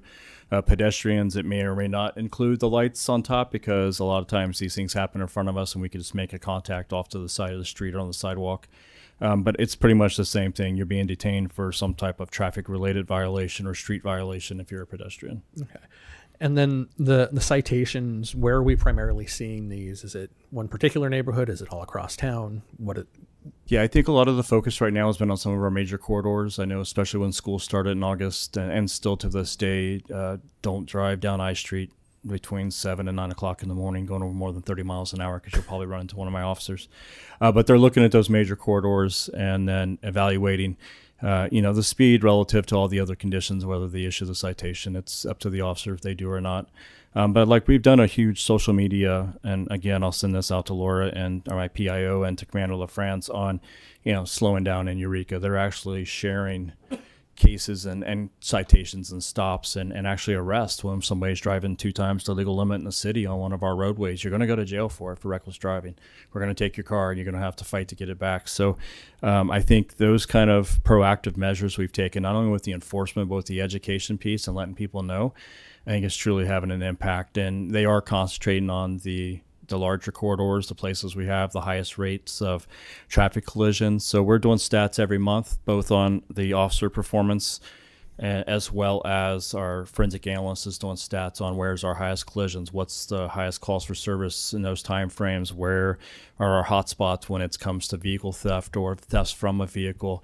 And she's sharing that information each month. So that gives direction to the sergeants to be able to proactively inform their officers and do special projects, work certain neighborhoods to try to address certain types of crimes. So when you see the decrease in the calls for service, you should see the increase in the proactivity. And I think they directly correlate to one another. And then that proactive enforcement allows us to do special projects. And it's not all traffic that they're doing out there. They're concentrated on certain things that need to be addressed, because we're seeing those in the stats that we are getting for some of the crimes that are being reported. And I've been appreciative of the social media campaign when it's been a type of citation or infraction where someone's been pulled over for speeding, because it's less focusing on the shame and just like, don't do this behavior. You don't need to be speeding 50 down I or H for that matter. And then you'd also touched on the diversion rate for the mental health program, or through the mental health calls. What type of diversion are we looking at here? What programs are we going through? Sure. The diversion comes from our collaboration with CARE and our ability to utilize the resources that are out there, and knowing the clients that and those on the street that the CSED team, the CARE team, are running into. A lot of these individuals have resources already out there. They have CTT or CCT workers and others who we can just make a phone call and refer them directly to that person to get them the assistance they need instead of taking them to the hospital. So the diversion rate is based on us not having to transport someone on an actual hold to St. Joseph Hospital to start that 72-hour process. We're utilizing the other resources out there, their other resources that they may already have assigned to them, to mitigate any incidents of crisis that we're exhibiting or having interactions with them on that particular date and time. So it's a more relational build at this point then, or establishing some continuity with them. It's not just we're going to do a psych hold, or it's correct. Like it's a conversation. It's the history that we have, Yeah. whether it's through the care workers or whether it's through us, and knowing these individuals and taking a more personal approach to their welfare and safety than just taking them to the hospital and dropping them off. City manager. Well, that's what I was going to say, and I apologize for interrupting. It's not other resources. It's not just other resources. It's our resources too, with the relationships not only CSET and EPD have, but with our care team, and being able to de-escalate and get people in a state where they are not needing to go to emergency room services or anything like that. Right, and that's what I'm wanting to highlight is the work that the city has been doing with the police department and taking on the mental health aspect of our community. And so my last piece, you touched on staffing being in a good place, and just from the numbers alone, it looks pretty good. What would you attribute the retention rate to, given where we were years back? Let me get there. A couple things. I have to thank my staff, and thanks for the city manager and others for thanking me. But it's my staff that does this. They put together the recruitment teams. They put together all the packages. They go to these locations. They try to recruit people. Our social media stuff we do to try to recruit. All that has played a role into us seeing an increase overall in all our positions for the amount of applications we're getting. For our records position, we got more than 55 applications for those two positions, which is like the highest we've ever seen. And that's across the board for CSOs, police officers, property techs.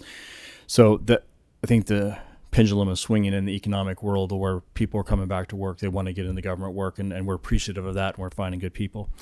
When it comes to the retention, it definitely comes down to the city manager, the council, others that worked with the new contract, and making sure that the officers are appropriately paid and have the benefits they need to want to stay here and feel like they're welcomed here and are appreciated here.